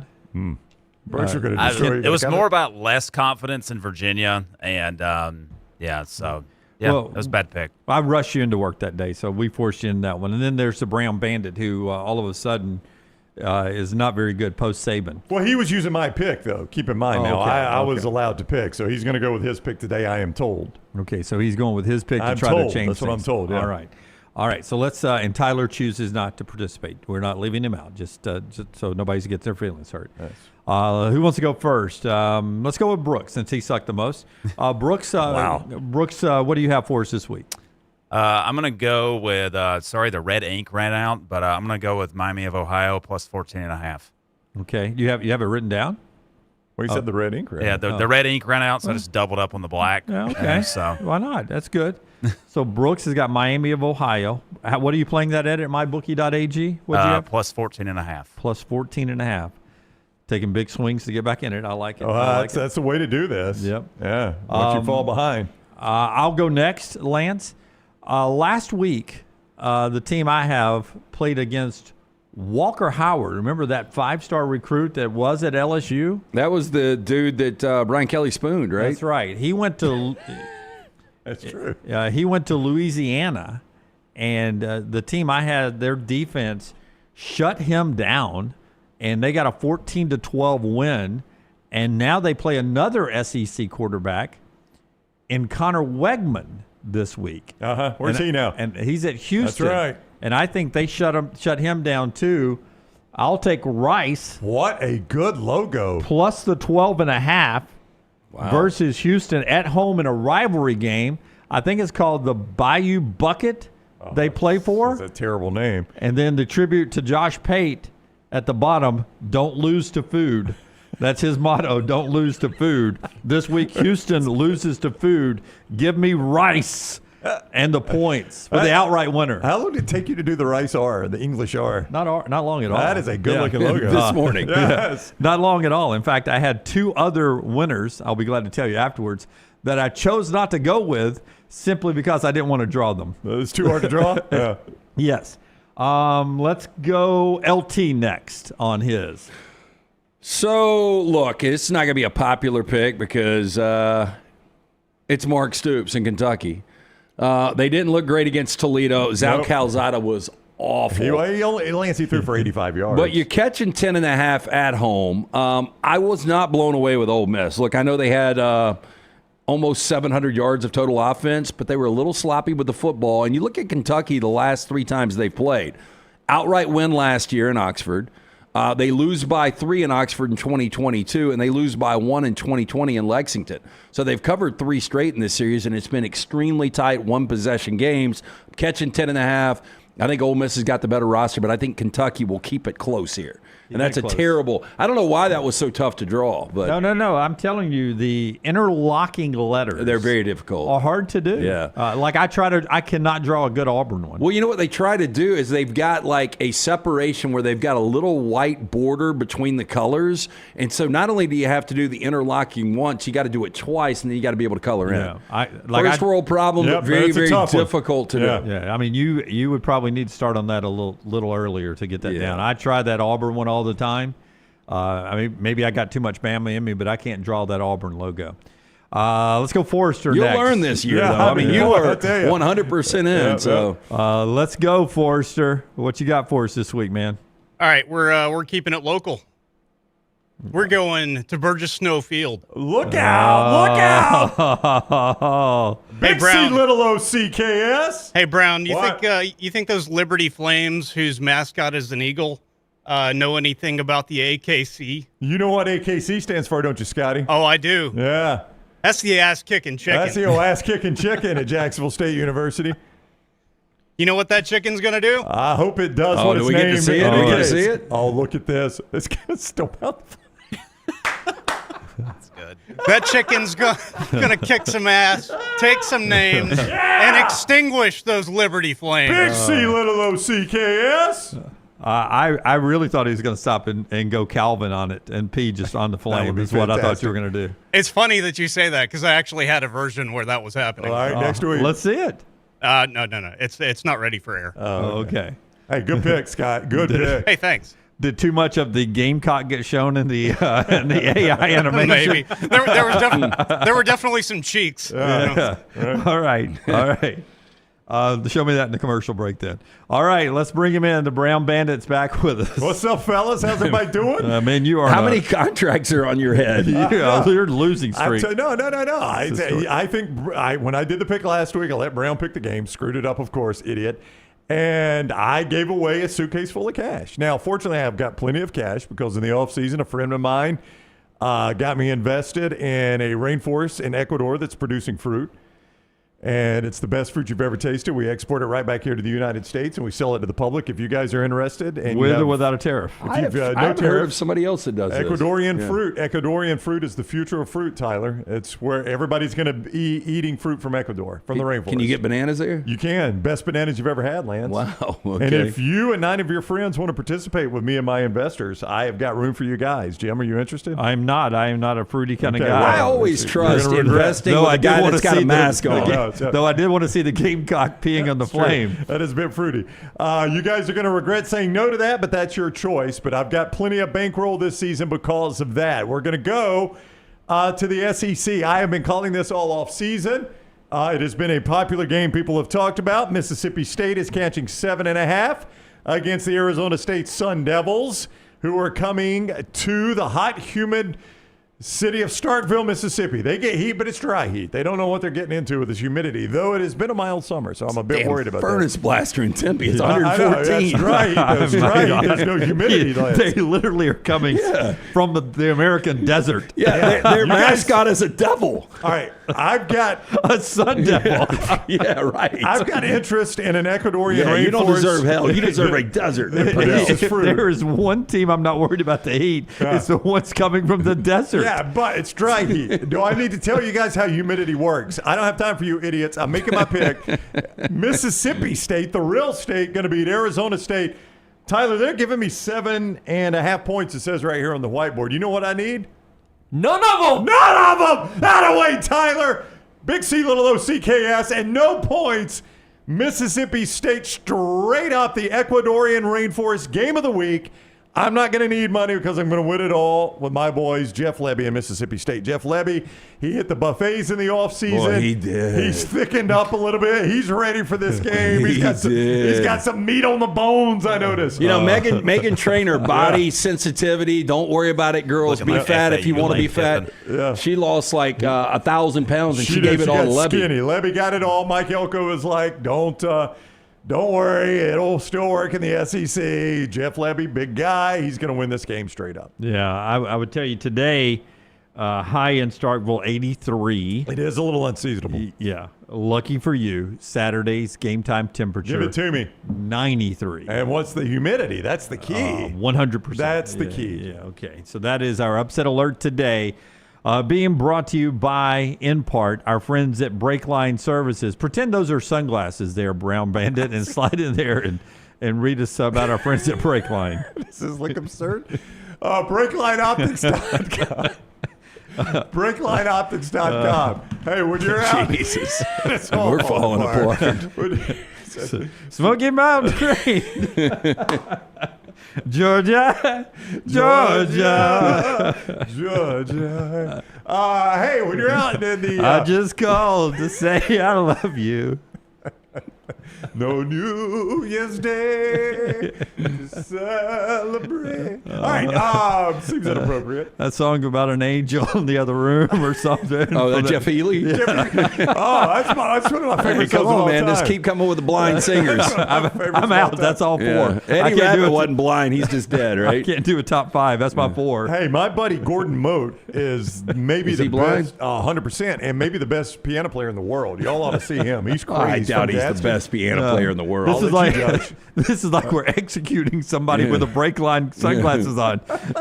Yeah, you want a cigarette? Nope, just the blindfold. Let me see it coming.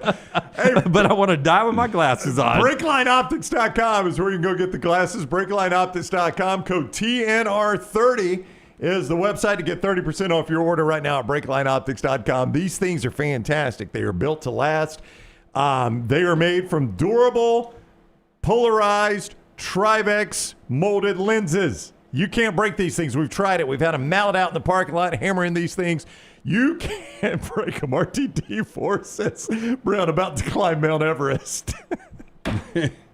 He's blind. He's blind. BreaklineOptics.com is where you can go buy these and look great in the college football stadium of your choice this fall.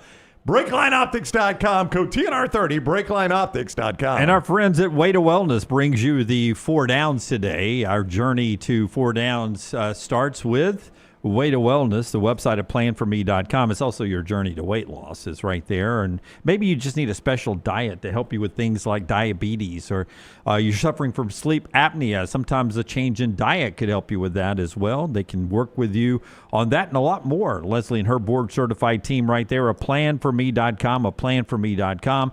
They've got injection therapies that can help you, meal replacements. I use the protein bars so I don't bad snack in between meals and such like there. Also, no contract, no sign-up fees, and your first consultation is free. That is Way to Wellness, planforme.com, bringing you 4 downs today. First down. Better chance of rebounding and being a Heisman finalist, Arch Manning or Cade Klubnik? Cade Klubnik, easier schedule. Now, Texas doesn't have the most challenging SEC schedule in comparison to other SEC schools. I think Klubnik's the better of the 2 quarterbacks right now, and he'll be facing easier competition. So, Dunaway, I'll go Cade Klubnik. Who is the other one other than Klubnik? Arch. I'm going to go Arch Manning has a better year than Cade Klubnik. I more tape on Klubnik being average or bad than him being good. And I do not think the ACC is going to allow Klubnik to get up off the mat. This conference is looking better than I thought they would look. I don't have Clemson's schedule in front of me, but they do play Florida State. I think their defense will be a problem for Clemson. They play South Carolina, not in conference at the end. Do they play Miami? Yeah, they do. You sure about that? I don't think they do. They do play Louisville. I know they play Louisville. It's all of a sudden this Clemson. Or they play Florida State. This Clemson schedule, not maybe as tough as it could be, but the ACC is looking better. They also play North Carolina, which is going to that'll help numbers after last night. Georgia Tech is the next big game for him. You know, Antonio Williams was a 1,000-yard receiver, and you lose him in the first quarter. I do think that was a big deal, and I don't think the offensive line played well for Clemson. And I'm not sure Garrett Riley is a play caller. I do have more confidence in Sark and his play calling ability. Arch wasn't even close, so I think it's Klubnik as well. I'm going to go with Arch. Second down. Okay, some celebrity birthdays here. Eric Dickerson, 65 years old. Better career, Adrian Peterson or Eric Dickerson? Adrian Peterson. People are going to say Adrian Peterson. I'm going to go Eric Dickerson. First of all, I'm going to go college. I think Peterson was the better college player. Dickerson was a better college player to me. Okay. And then you move on to the NFL Super Bowl champion. Nope. Never won one? Neither. I think Peterson had the better NFL career. I think both had one MVP, I think. Yeah. Without the Super Bowl, I'll go Adrian Peterson, and I'll change that. Yeah, I'm going to go Eric Dickerson just because, you know. Oh, you dressed up at him as Halloween. It was a great But Halloween I think costume. really close between the two. Where are they in all-time rushing yards? Peterson is 5th, and Dickerson is 9th, so it's pretty close. Yeah.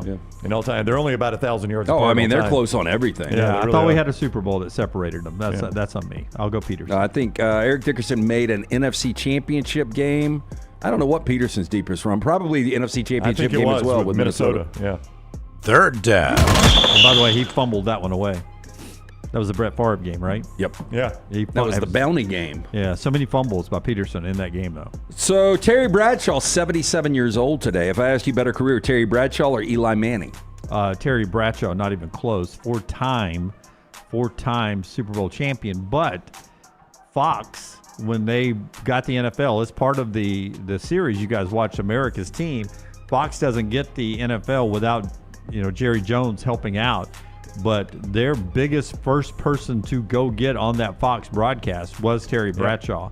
And he was a huge television personality back then and was such a big part of that pregame show and Fox being good.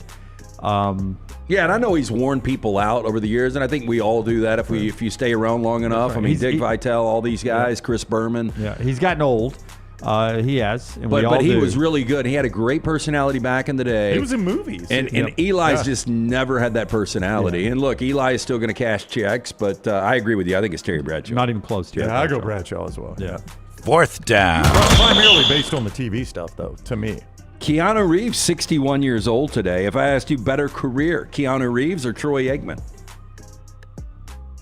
I'm going to go Troy Aikman, three-time Super Bowl winning quarterback, plus Hall of Famer. He's an unbelievable best broadcaster. analyst in the game right now. Unbelievable broadcaster. Yeah, I think he's the best analyst in the NFL. I agree. As far as a game analyst goes, I think Aikman's the best there is. Though both of them probably can come back and say after doing their job, I don't ever remember doing that. I don't know if Keanu ever partakes in drugs and alcohol, but He drinks a little bit. I think he's a lot more low key. He's just got that Hawaiian. Yeah, but that laid back. Troy Aikman just said when I was in the hospital, I couldn't wait to go back and watch the NFC Championship game. Man, I played pretty good. I mean, how about that? He said the only thing I remember from the game is the pregame fight. Yep. And he said, so I go back to the facility the next day and watch it. I was like, damn, I was good. Yeah, and I played pretty good. Think about how weird that must have been. That's what he said in the when he was doing the interview for the America's Team, the Netflix show.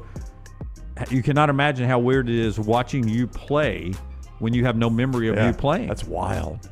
That is wild. Yeah, I think I would lean Keanu, but boy, tight. Yeah, not Really tight for me. I'll go Troy Aikman. And that's our 4 downs today. When we come back, Joel Klatt joins the show. He's had a lot to say about Alabama. And we will hear from Joel Klatt about that. The show being brought to you by Alexander Shannara Trial Attorneys. They bring you a lot of this show here every day, and they can help you cash in on some bad fortune in your life. Alexander Shannara. That's right, Shannara Trial Attorneys. You don't pay a dime unless they win your case. Shannara.com is the website, Shannara.com. He is a Birmingham guy, and one of his goals was to create a firm that can handle any issue his community faced legally. He's done that now. The firm now only doesn't just handle personal injury claims, but claims for fire and storm damage, bad drug and device claims, disability, workers' compensation, and a host of other claims. When you find yourself in need of an attorney, call the Alexander Shannara Trial Attorneys. You pay nothing unless they win your case. Shannara.com, Shannara.com. Joel Klatt is next. Call the next round now at 205-734-0923. Have you been injured in an 18-wheeler accident, company truck accident, car accident, or work-related accident? Call Alabama's largest personal injury firm. Alexander Shannara Trial Attorneys will fight for every dollar you deserve, and it won't cost you a dime. Trust me. What do you say, man? Call me, Alabama. Call 659-777-7777 or go to Shannara.com. No representation made that the legal services provided are better than legal services provided by other attorneys. Hey, Lance Taylor from the Next Round to tell you about one of our favorite places for breakfast, lunch, and dinner. That is Hamburger Heaven since 1982. Hamburger Heaven has been serving Birmingham's best hamburgers, cheeseburgers, French fries, hand-spun milkshakes, and sandwiches made fresh to order. All of their ingredients are fresh and prepared daily. This includes their beef, always fresh, never frozen, hand-pattied each and every day. For breakfast, lunch, or dinner, visit any of the 4 locations, Highway 280, Irondale, Gardendale, and Homewood.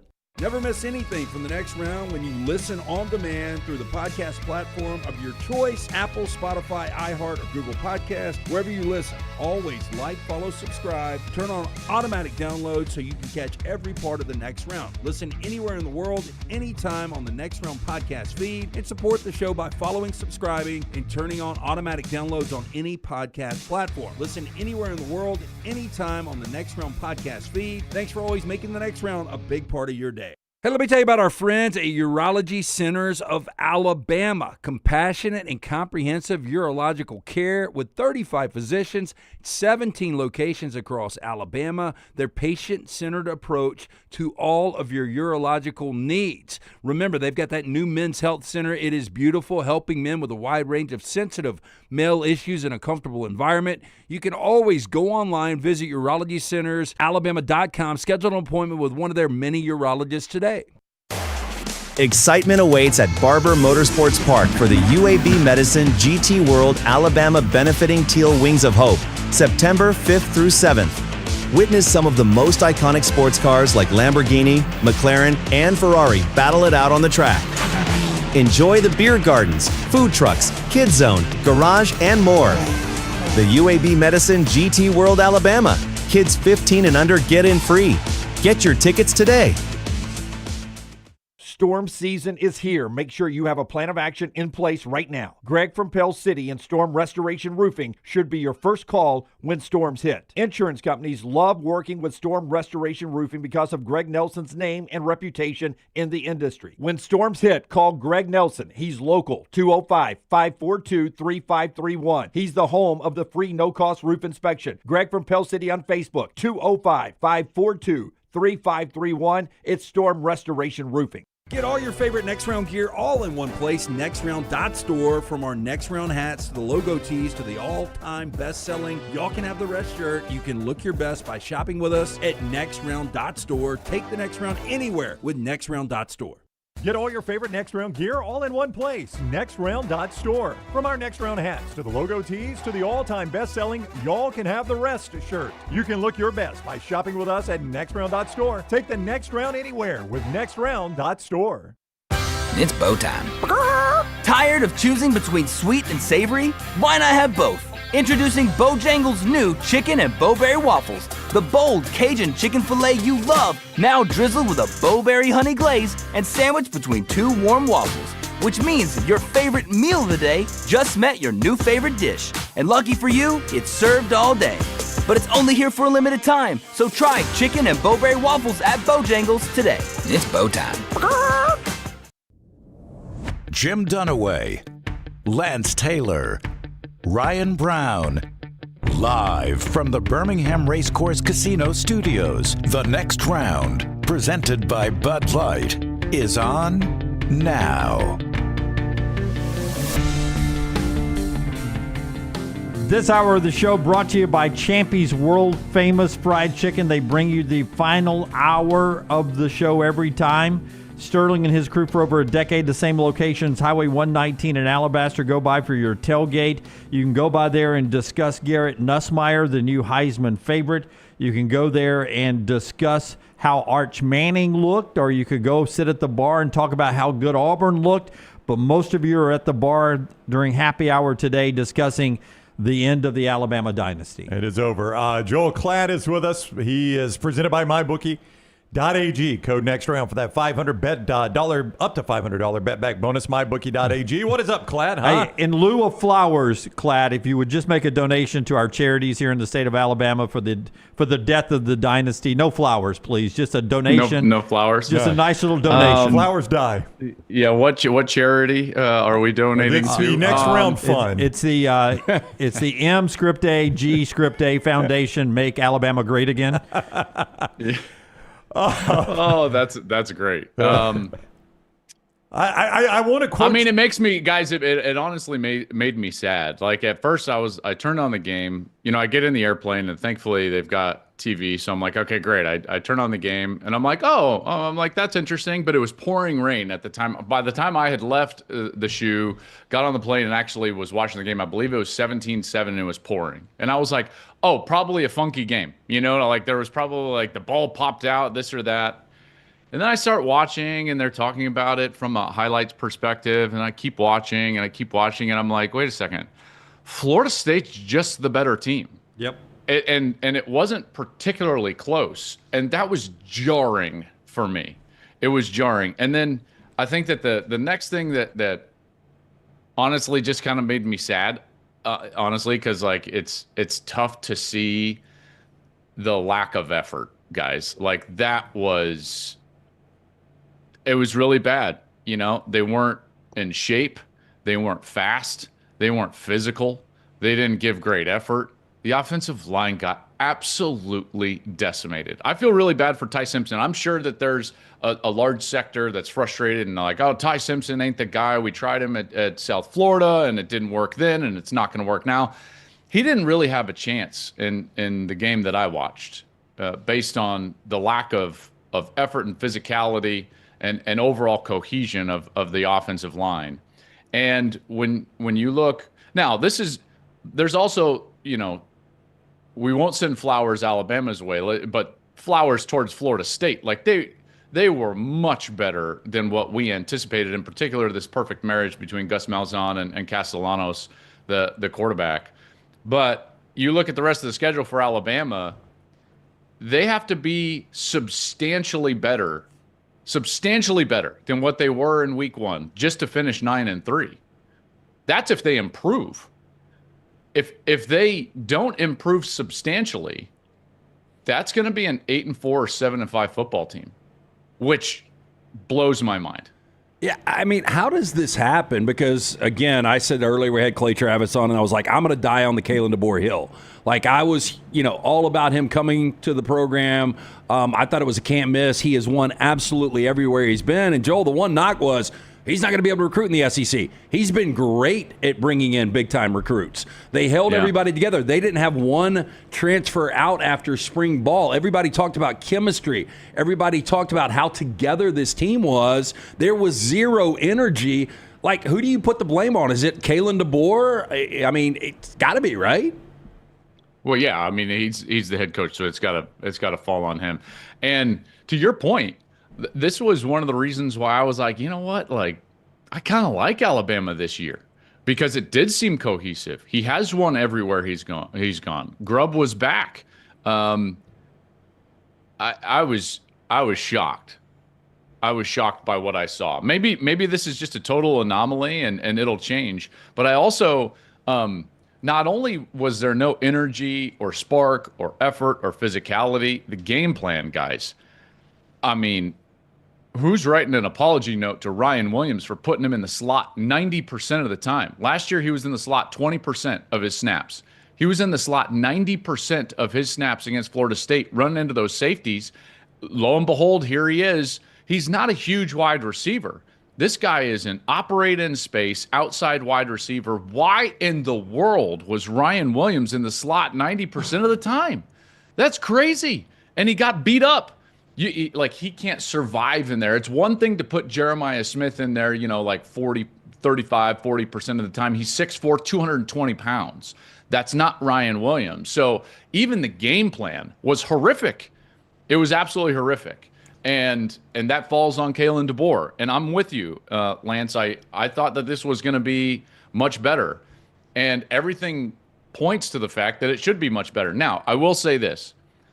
Obviously, the shoes are massive and cannot be filled from Nick Saban. And most coaches will tell you, and this has gone by the wayside just a little bit in the last couple of years with the transfer portal, but most coaches will tell you that the toughest year is not actually your first year, but your second, because you still haven't, you still don't have a majority of the locker room that is your players versus the previous regime's players. Now, I don't know the exact breakdown and percentage, but maybe there's some of that, what there's still a hold on, and there's still a sector of the locker room that is looking for the urgency of what it was before, because Kalen DeBoer is not going to be Nick Saban, and it's not going to be 4th and 1 every single day in that building.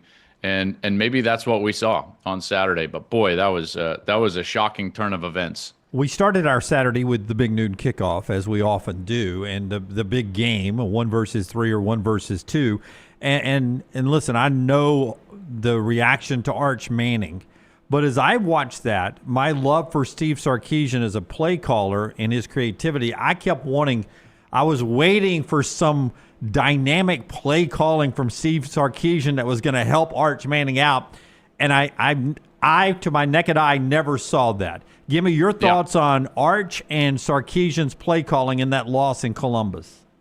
So I was saying that, during the game, Jim. I was like, okay, this is the point in time. I remember at one point I said, when the offense is sputtering, I watched all their film last year, and it didn't matter if it was Arch playing quarterback or it was Quinn playing quarterback. If the offense sputtered at all, they would come out and immediately there would be one of those, really well-designed misdirection screens or something along the lines that got them going and got a first down and got some rhythm into the offense. And that never materialized. And I think 2 things happened. Number one is I think that Sark was playing too much into this idea of that Arch is different than Quinn and that the offense is going to be different than Quinn and it might be a little bit more straightforward and play action pass and pocket pass. That's number one. And number 2, the variation of defense that they were getting from Ohio State, I think spooked them into some really basic offense so that they could just identify what was going on and try to get targeted from a blocking perspective. So, Sark mentioned the safety disguises, in particular in the first half, that were going on, and they were very good for Matt Patricia's defense on Ohio State. But what he didn't mention is that the front structure was changing on a snap-in and snap-out basis. They were going from an even front to an odd front, from nickel 33 into a basic, under and over, and every single snap. And you could see the offensive linemen on the film, trying to get themselves targeted, and they were having a hard time. And I think that also spooked Stark into being a little bit more basic. Now, in hindsight, I'm sure he's thinking along the same lines that you and I are thinking. I wish I would have dialed something up, gotten Arch an easy completion somewhere, and tried to make life difficult on the defense and put them in conflict in some way with my formation or movement, which he never really did. Now to Arch. Arch did not play well. This will be the worst game that he plays in college, and that's fine, guys. That's just fine. It was his first road start. I think that we failed to realize just how inexperienced he is.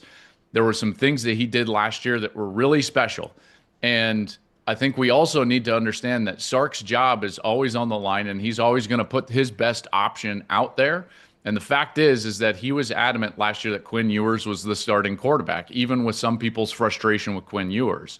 And we saw that on Saturday because there is some inexperience from Arch. He was very inaccurate. He made some really poor decisions early in the game, most specifically the fourth down that they did not convert on the first series. They went for it on a sneak and got it. Then they went for it. He runs an RPO. Totally wrong decision. Gets stopped. Ohio State ball, 1st and 10. And then, he never really recovered from that. I think it's really tough to play on the road as a quarterback in college. It's even more difficult when it's your first road start.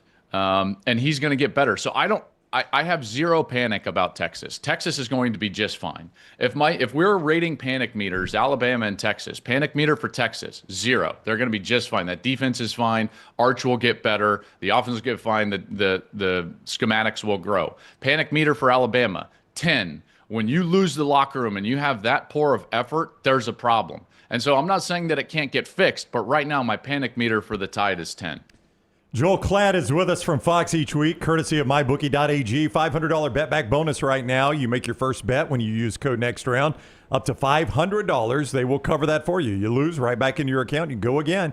That's when you sign up at mybookie.ag and use code NEXTROUND. We talk so much about Arch that it's like Julian saying got forgotten. And his numbers weren't terrific, but in his first start, he'll never see a better defense than what he saw there. I mean, that's as good a college defense as you're going to see, I would believe, Joel. And he looked the part. I mean, he didn't. Yeah. He was 13. He handled it, didn't he? He handled it. He was 13 to 20. Those all-star receivers actually had a few drops. And by the way, three bad drops. He's 16 to 20 all day long. Yeah, 2 from Jeremiah Smith. 2 drops out of him. I know. I mean, that's crazy. It's interesting. He's got now 3 drops in college. He had a drop in the very first game last year, and now 2 drops in the very first game this year. So he's on pace to not have another drop the rest of the season. Julian, I thought, played really solid. Didn't do anything special. Even the ball to Carnell Tate was a bit underthrown, so it's not like that was a special throw. He missed Smith on the first 4th down. Should have thrown that one down the field. But the throw that he did make was dead on, and Max Clare just drops it, right? So it's not like he went out there and played poorly even on that snap. So I thought what was also telling is the confidence that Ryan Day had in his defense. That was as basic and conservative a game plan as you're going to get from the Ohio State offense. And they basically dialed it up twice. One on the 4th down, he doesn't throw it down to Smith, and then the other on a 1-on-1 to Carnell Tate, and it's a touchdown. And that offense will grow, and it will become more explosive. They did not run it well, and again, I think to your point about a better defense, that Texas defense, man, is good. They are really fast. I was impressed with their rebuilt interior. All those transfers in the middle of that defensive line at tackle. They brought in 5 transfers. Murad Watson was the guy that I was most impressed with. Alex January is going to be really, really good. They're both sophomores. So, the future is bright for Texas. And Sayin just handled it. And I got to tell you guys, I know that we're going to LSU was the most complete team of the weekend. There's no doubt. But I think in the back of everyone's mind, isn't it really scary that Ohio State just lost 14 draft picks and rolled out there and looked that elite on defense and could play that conservatively on offense and still beat the Texas Longhorns? Like, I think everybody around the country, and then specifically in the Big Ten, maybe even, it's like, oh crap. It's like they're great again, and they're going to be elite again, and they're going to be right there for a national championship. Yeah, I know it wasn't the best look. Matt Patricia is the head coach of the Lions with the pencil behind the ear and everything, but why did we think there was going to be such a step down from Jim Knowles to Matt Patricia? That's a great question. If anything, I mean, this is going to be, that defense was so good last year, but it took them some adjusting. You know, they weren't great early last year. Now, they finished at number 1, but remember Oregon got after them, guys. And that game, I believe, was early October. And they had to change the way that they rushed the quarterback and did some things. I will tell you, there was a couple of wrinkles in that defense. And more specifically, the disguises of coverage and also the disguises of pressure. That if I'm their future opponents watching the film, I'm like, oh crap. You know, like this is going to be a top 3 defense in college football. Again, the linebacker core as a duo, there might be better individual linebackers, but as a duo, Sonny Styles and Arvell Reese, I think are or can lay claim to be one of, if not the best duos in the country. And then that secondary didn't miss a beat, might be even better with Downs as an older player, Jermaine Matthews out there making plays, including the interception. And then let me just give you a quick example of, and I pointed it out during the game if you were watching, but they were in kind of a mug alignment, mug meaning the linebacker right up into the face of the offensive line on a 3rd down.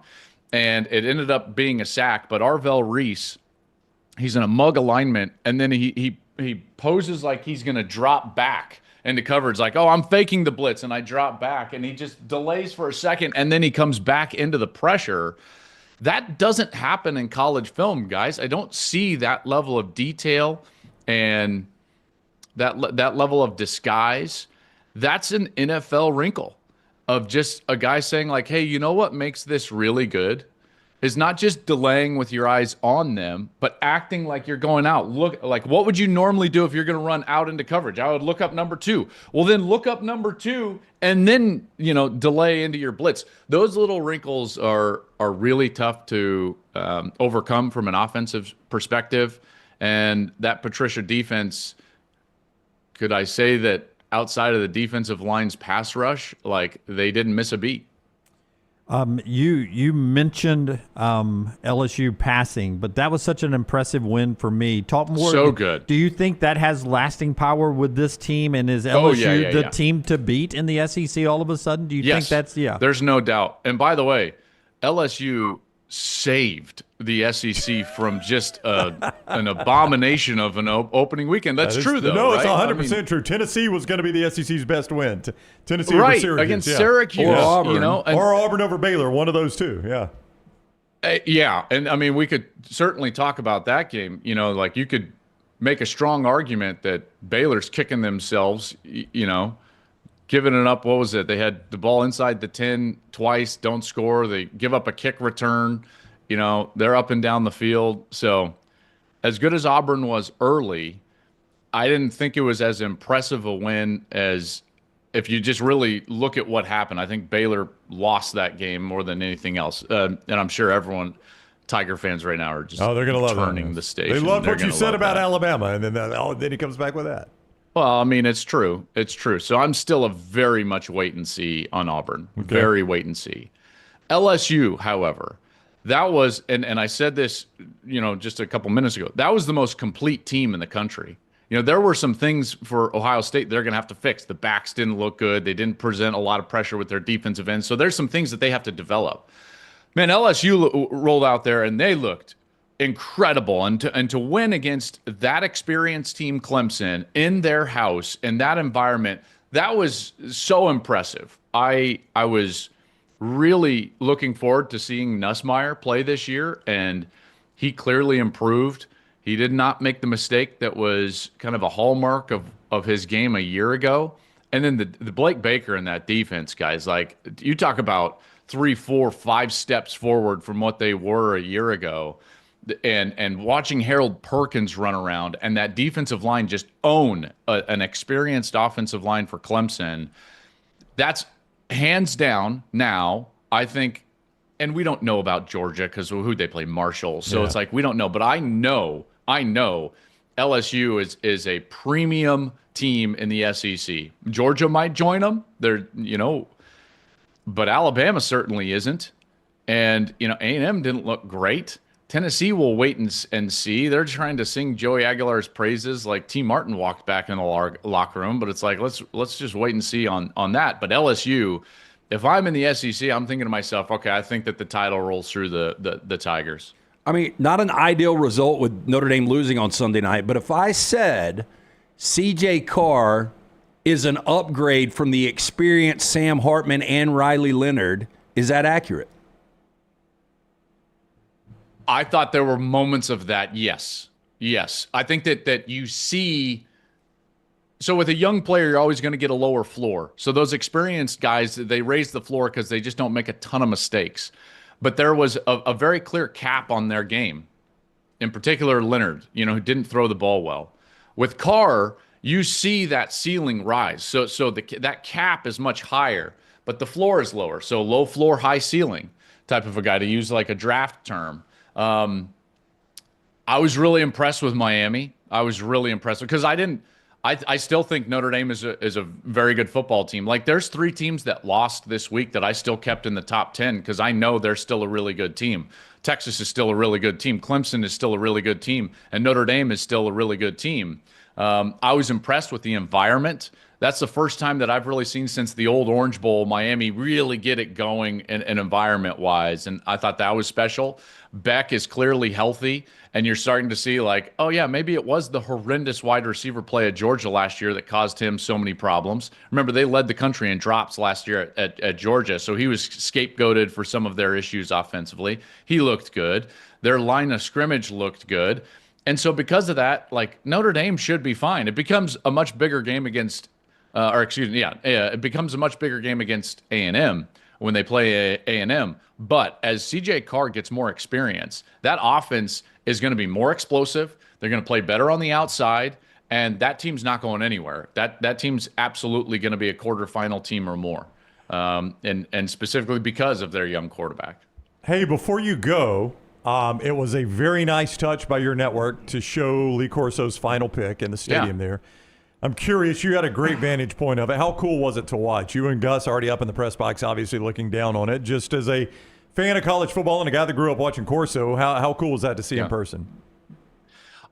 Incredibly cool. And I was sitting there and you're taking in that scene, and in some ways that scene was created by Lee, not just because of what was going on right there, but because of his decades of love and passion for the sport. And I've said this many times before, what we do is in many ways on the shoulders of what ESPN built in college football. They created college football. They built their network on college football. Game Day built college football up into something that it is now. And in so many ways, that passion and love stems from Lee. And he was really the heartbeat of that show for so long, and the headgear pick. And so to honor him like that was a no-brainer from our side, and it was a no-brainer from their side. I saw Burke Magnus before the game. He's an executive for ESPN. And we both just said the same thing. It's like, we're so glad we're doing this. This is the right thing to do for the sport, for Lee, because in so many ways, the magnitude of what we were about to see between Ohio State and Texas and the magnitude of college football in many ways is because of Lee Corso. So tip of the cap, man. And I certainly am one that, I'm going to miss Lee every single Saturday. There's no doubt, but what a career. And I'm certainly thankful that he's been in the sport.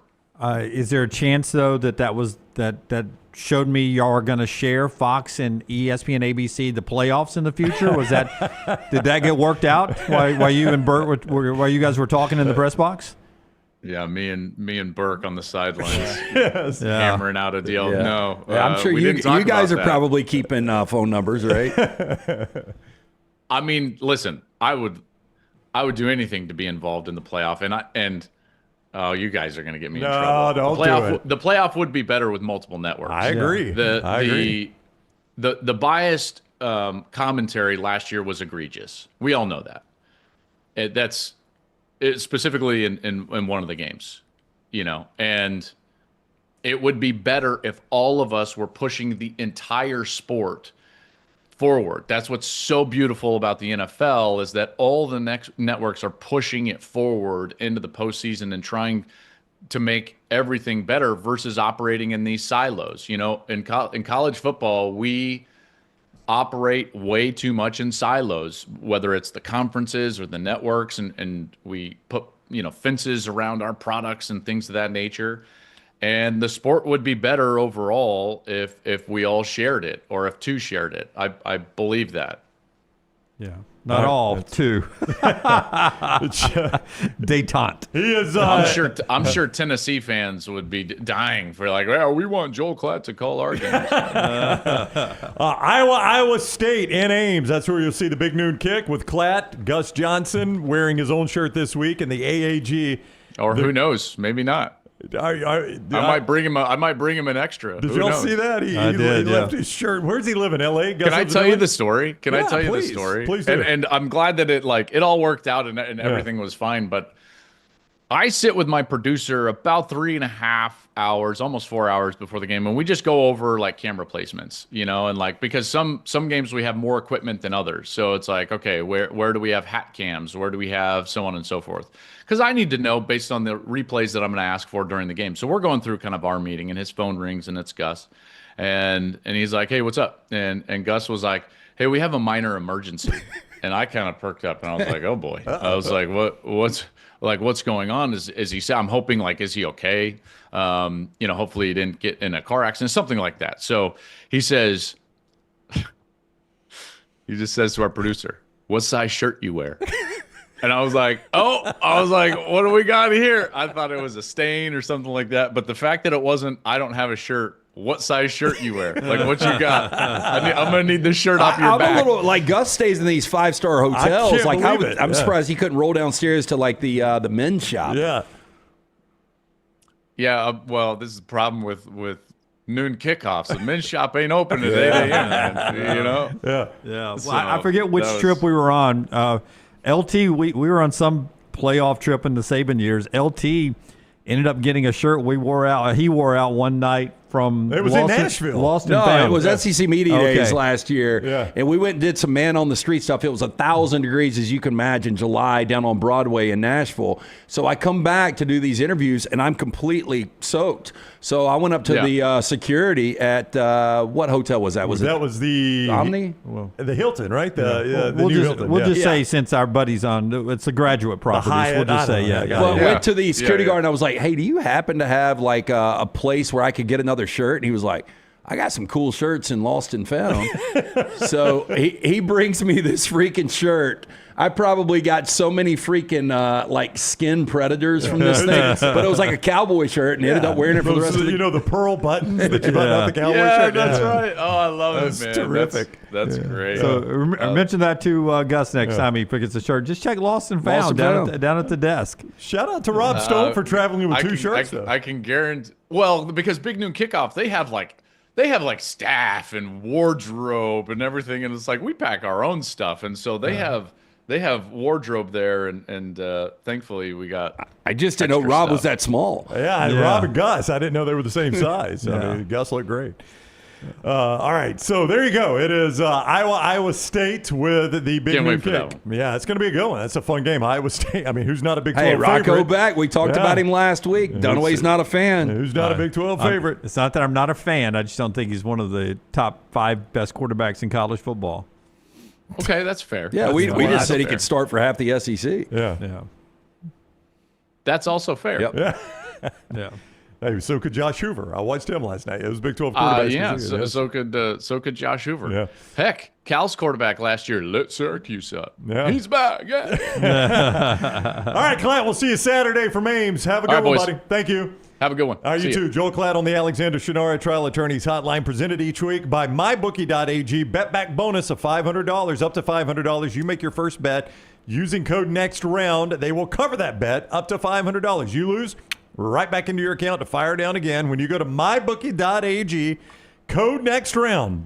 Bet anything, anytime, anywhere with MyBookie.ag, code NEXTROUND. Before LT tells us about Hemphill,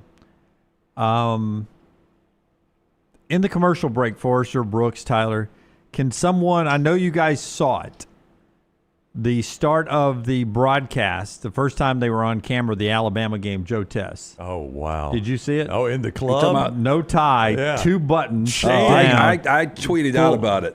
Did you? Oh, yeah. Okay, chain. pull up Lance's tweet then, because, I mean, somebody must have said something to him. They did, because he buttoned it up. The next time it was buttoned up. But first off, why are we not in ties? Why are we open I would collars? Say, why are we in ties? Yeah, it seems a little formal. Yeah, my partner's in a tie. He looks I know fantastic. that, but yeah. But I'm going to be two buttons open with a gold chain. Mean, he was in the club, my man. Yeah, somebody definitely said something, or maybe it was my tweet that got him to button it up. I don't know. But he ended up, okay, show it to me. Go ahead and show it to me. I don't care. There you go. Look at that. It's covered up by the Joe test, but it when that test wasn't up there, it's down even further. Well, I mean, they perfectly groomed like club beard with those glasses. Yep. Hey, let's normalize no ties in America. I kind of like it. I mean, like, what are we doing? But he did throw one button back up to cover up the gold chain, but it was a weird look. As soon as they cut to it. I mean, I know I'm the old guy now, but no. As soon as they cut to it, all I could think of was Scott. Like, Forrester can't stand this guy. But is this like Tess's midlife crisis? Did he get a divorce? I don't know about that. I hope not. No, I think he's happily married. Okay. Love for life. I mean, I always cheer for love. Yeah. But again, I'm worried if it's going to switch over. Our buddy Chris Stewart's doing the game in shorts. I mean, they're in Tallahassee in rain, but it's radio. It's radio. But I'm watching him on his Facebook, and he's in shorts, and I'm like, what are we doing? Yeah. Nick Saban would have never let you do that play-by-play in shorts. Nick Saban. It's falling apart. No, he probably wouldn't have. That's things Alabama fans are saying today. I bet Chris has heard about it. I can't believe he did it in shorts. Yeah. Man. Everything's falling apart. It's so different now. Kalen DeBoer so lax. He lets you do the game in shorts. All right. When we come back, we will hear from Ryan Grubb on Alabama's offense and Ty Simpson, what he thought. Show being brought to you by our friends at Hemphill. Tell us about Hemphill, LT. 205-229-2090. That is the number you need to call. Hemphill Services. Whether you experience any plumbing, heating, or cooling issues in your home or business, they are ready to serve you. Hard to stop a train. Call Adam, Chad, Andrew, the guys there. For more information, hemphillservices.com. Our friends at Alabama Power, not just keeping the power on in your life, but they are helping you save. Is your power bill higher than expected? Changes in your energy use, especially with the crazy weather we have in the state of Alabama, could be the reason. Check out Alabama Power's free My Power Usage tool. It helps you track how much energy you're using and when. It's a great way to spot patterns and avoid surprises. Plus, Alabama Power offers easy tips to help you save. Visit alabamapower.com/mypowerusage to learn how to manage your usage and keep your cost in check with Alabama Power. Follow LT on Twitter @TheLanceTaylor. Have you been injured in an 18-wheeler accident, company truck accident, car accident, or work-related accident? Call Alabama's largest personal injury firm. Alexander Shannara Trial Attorneys will fight for every dollar you deserve, and it won't cost you a dime. Trust me. What do you say, man? Call me, Alabama. Call 659-777-7777 or go to shannara.com. No representation made that the legal services provided are better than legal services provided by other attorneys. At Central State Bank, we are large enough to serve you and small enough to know you. Manage your money with ease, whether it's mobile banking, hassle-free checking, competitive loans, business solutions, or personalized financial advice. We're your hometown bank with big-time service. Visit us today and experience banking made simple, because at Central State Bank, you come first. Member FDIC. Catch up on all today's Next Round on demand through the podcast platform of your choice, Apple, Spotify, iHeart, or Google Podcast, wherever you listen. Always like, follow, subscribe, and turn on automatic downloads so you never miss any part of the Next Round. Twin Peaks is the best in the game. Here, you're in the red zone for every college rivalry and divisional matchup all season long. I mean, where else are the scenic views as good as your view of the game? Only at Twin Peaks, the #1 sports bar. This hour of the Next Round is presented by the Birmingham Racecourse Casino, now featuring 7 days of giveaways with your chance to win a share of up to $125,000. The more you visit the Birmingham Racecourse Casino, the more chances you have to win. When you crave activity like we do, you belong in the Roback family. Get the best golf wear, hoodies, and activewear for men and women at Roback.com. Use promo code TNR20 to get 20% off your order. That's Roback.com, promo code TNR20. Excitement awaits at Barber Motorsports Park for the UAB Medicine GT World Alabama Benefiting Teal Wings of Hope, September 5th through 7th. Witness some of the most iconic sports cars like Lamborghini, McLaren, and Ferrari battle it out on the track. Enjoy the beer gardens, food trucks, kids zone, garage, and more. The UAB Medicine GT World Alabama. Kids 15 and under get in free. Get your tickets today. Hey, there's nothing worse than waking up to a plumbing problem. Don't get caught in a flooded house. Call the guys at Hemphill Services. Adam, Chad, and the team at Hemphill are the only ones I trust to fix it and fix it right the first time. Hemphill Services does it right and always at a fair price. For all of your plumbing, cooling, and heating needs, trust the name that Birmingham has trusted since 1954. That is Hemphill Services. Call now, 205-229-2090. That's 205-229-2090. Catch up on all of today's Next Round on demand through the podcast platform of your choice. Apple, Spotify, iHeart, or Google Podcasts. Wherever you listen, always like, follow, subscribe, and turn on automatic downloads so you never miss any part of the Next Round. It's bow time. Tired of choosing between sweet and savory? Why not have both? Introducing Bojangles' new chicken and bowberry waffles. The bold Cajun chicken filet you love, now drizzled with a bowberry honey glaze and sandwiched between two warm waffles. Which means your favorite meal of the day just met your new favorite dish. And lucky for you, it's served all day. But it's only here for a limited time, so try chicken and bowberry waffles at Bojangles today. It's bow time.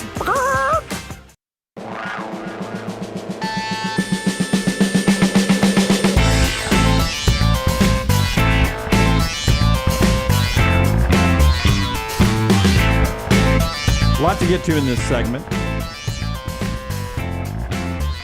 How about we make this our Twin Peaks overinflated reaction of the day? Okay. Yeah. Before you tell me about Twin Peaks, here's my Twin Peaks overinflated reaction of the day. I just sent this to Forrester. I don't even know if it's like real. I mean, it's from sportsbetting.ag. It's not our friends at MyBookie, but I get the emails. Okay. And they now, before you show it, Forrester, they now list Brent Pry, the favorite of being the first Power 4 coach to get fired. Especially if Lance is right. Went from 7-1 to 5-1. You think Vandy can get him this weekend? If he starts 0-2, it's going to be heat. So he's now the betting favorite. Deshaun Foster is next, 25-1 down to 8-1 all of a sudden. You know, they like hand tied behind his back last year going to the Big Ten, and I thought he overachieved last year, but they were awful. I mean, Saturday night. It was painful to watch them play against Utah. And Clay's right. The biggest factor in there, Jim, did you see how bad that crowd was? I mean, Clay said it was 35,000. I don't know if that's what they announced, but it was a terrible crowd. 35,000 in the Rose Bowl looks awful. Yeah, it does. Bill Belichick went from 150-1 to 20-1 to get fired. He can't get fired. He can't get fired. Okay. And again, we will say this before I show you this, but before you start talking about people being fired, you need to know buyout situations and the ability for your school to raise that kind of money and be willing to pay that kind of money. But the folks at sportsbetting.ag have Alabama's next head coach odds up. Oh, Lord. Again, as we pointed out yesterday, That's a lot of money. Tommy Reese. Tommy Reese 3-1. Glenn Schumann, Georgia, former Alabama GA, 4-1. Lane Kiffin, 5-1. All those guys have been in Tuscaloosa before. Kenny Dillingham, who's been in Auburn before, 7-1. Yeah, Kenny Dillingham. Deion Sanders, who shares commercials with Nick Saban, 8-1. Jamarcus Shepard, who's on the coaching staff. You're going to bring somebody from the staff? 10-1. Sean Deion Hamilton's an interesting name to watch in coaching, period. Played at Alabama. Just recently retired in the NFL, has worked his way up to where he's the linebackers coach for the Lions now. Sean Deion Hamilton. Jimbo Fisher. That seems like a big jump. Yeah, LB's coach for the Lions. Jimbo Fisher. Jimbo Fisher, who's itching to get back into coaching, 12-1. Pitchfork and torches. D'Amico Ryans, 14-1. He's my first call, but I don't know why you would leave the Texans. I agree. That would be the first call. John Gruden, who's dying to coach in the SEC, 14-1. Matt Campbell, who some people say if he leaves Iowa State, leaves this year, 18-1. Our buddy John Summerall on the list at 22-1. Get him now. He's a rising star. 1-0 against the Big Ten. Kirk Cinetti, who's been into Tuscaloosa, 25-1. Mike Norvell, who turned it down. Nick Saban, who left it. Urban Meyer, who has had glory days in a lot of places. I don't know if you want to take that in. And then people who would not take the job, most likely. Dan Lanning, Marcus Freeman, Ryan Day, Dabo Swinney, Kirby Smart, Steve Sarkisian. That's an amazing list. First of all, Tommy I Reese. think Kalen DeBoer is going to pull this out of the gutter, and I don't think any of those guys are the next guy. How do you go Tommy Reese is your top guy? Do you know, I mean, y'all saw the reaction yesterday and today. Some people are fresh today. If they hired Tommy Reese, I don't know if the state survives. Okay, keep 14. We'll save 14, Tyler. We'll save 14 for tomorrow. Let's go to cut 4. Ryan Grubb yesterday on the podium talking about Ty Simpson in his play. Here's Ryan Grubb. Ty, he did. He'd be the first one to tell you. You know, the progression discipline is a big thing for any quarterback. So I think when you get down in a football game, there sometimes can be I want to make the big throw every time, and there were some times there were certainly. You know, I know he wished he'd have just stayed with his first read and just stayed within the progression. So for him, I think you just got to keep instilling that in practice. Like, don't pass on your number one. Take that and just keep moving. And that's what we'll do. We'll keep working that with him. Okay, so times he thought he didn't stick with his progressions and stuff. And then Ryan Grubb gets asked about Ty Simpson, saying the offense looked complacent after the first drive. Here's what Ryan Grubb says to that question. Ty Simpson said post-game that after that first drive, he saw complacency in the offense. Do you see complacency after that first touchdown drive from your group? Well, I think, you know, hindsight's 20/20. What we've asked our players and coaches to do is when we see that, address it, you know. And so I did think that there were some times there where we didn't look as strong as we did in the first quarter. And so those are things that we're addressing in practice and certainly some things that have showed up that the guys know that, you know, the preparation part will show up in a game. So for us, we just got to keep focusing on being strong throughout a practice, being strong throughout a game. And I think you could see that, we didn't have as good a second and third drive as we did the first. Okay, if he's truly bad cop to good cop, with all of this, they're soft, no energy, no inspiration, then he needs to get on some ass. Listen to me when I say this. Has Alabama been the same since Scott Cochran left? And the reason I bring this up, he left in 19. I know they won a national championship in 20. It was a weird year. They did dominate. That culture was still there. I just don't know if you've had the toughness in the program the last 5 years. So you think strength and conditioning brought the toughness? I mean, I think it helped. There was an edge in every single aspect of that program, but you go back to those teams never got pushed around, ever. They just didn't. I would say that watching the coaches talk, there have been certain times that they've caught themselves from saying things. Yeah, he was about to say something, and then he would stop, little pause, and then he finished. Don't you just want him to say it? Like, let's all be transparent. These kids are getting paid. You guys are getting paid a lot of money. You always go back to money. To me, I mean, money aside, you should, if you're doing something, you should do something to the best of its ability, whether you're getting paid or not. I agree, but these kids, the only thing they're motivated with now is money. That's why you got kids jumping all over the place. Kids. Yeah, but that's what they're doing, though. Why are they doing these TikTok videos that are ridiculous? They're making idiots of themselves. Why? To monetize it, right? Well, they do monetize it. It's all about money. But I'm not a kid, so I don't know the I'd smash some phones. I just I wish you then were they a get coach. new phones. I wish you were a coach. I'd take them away, put them in those things like we're going to see a concert before the new album's released. But you're right. Like, I mean, that's the problem. Like somebody said the other day, man, you just, tell these kids, to kick rocks, and I'm like, they will. Like, oh yeah, you're too hard on them. They're just gonna. As Jay Billis famously said, coaches used to always say, "It's my way or the highway." That's before somebody built the highway. That's right. And the highway now exists. So when you say it's my way or the highway, there's an exit. I don't know what the onto answer the is. highway. Yep. Kirby still seems to get it done, though. He does. Yep. Hasn't won a national championship. Twin Peaks, though. Oh, yeah. Fantasy draft. I didn't realize we had our fantasy draft tonight, Forrester, but I think it's at 8 o'clock tonight. I guess if I don't show, it will be on auto draft. First pick. Oh, wow. Okay. Are you going to be involved, though? Will you be there?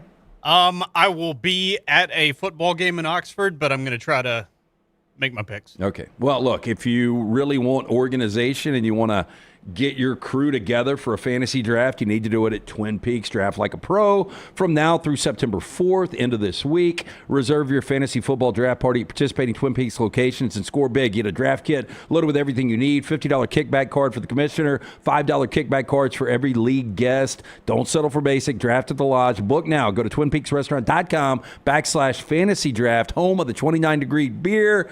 Twin Peaks girls running around there. Again, book now, twinpeaksrestaurant.com/fantasy draft.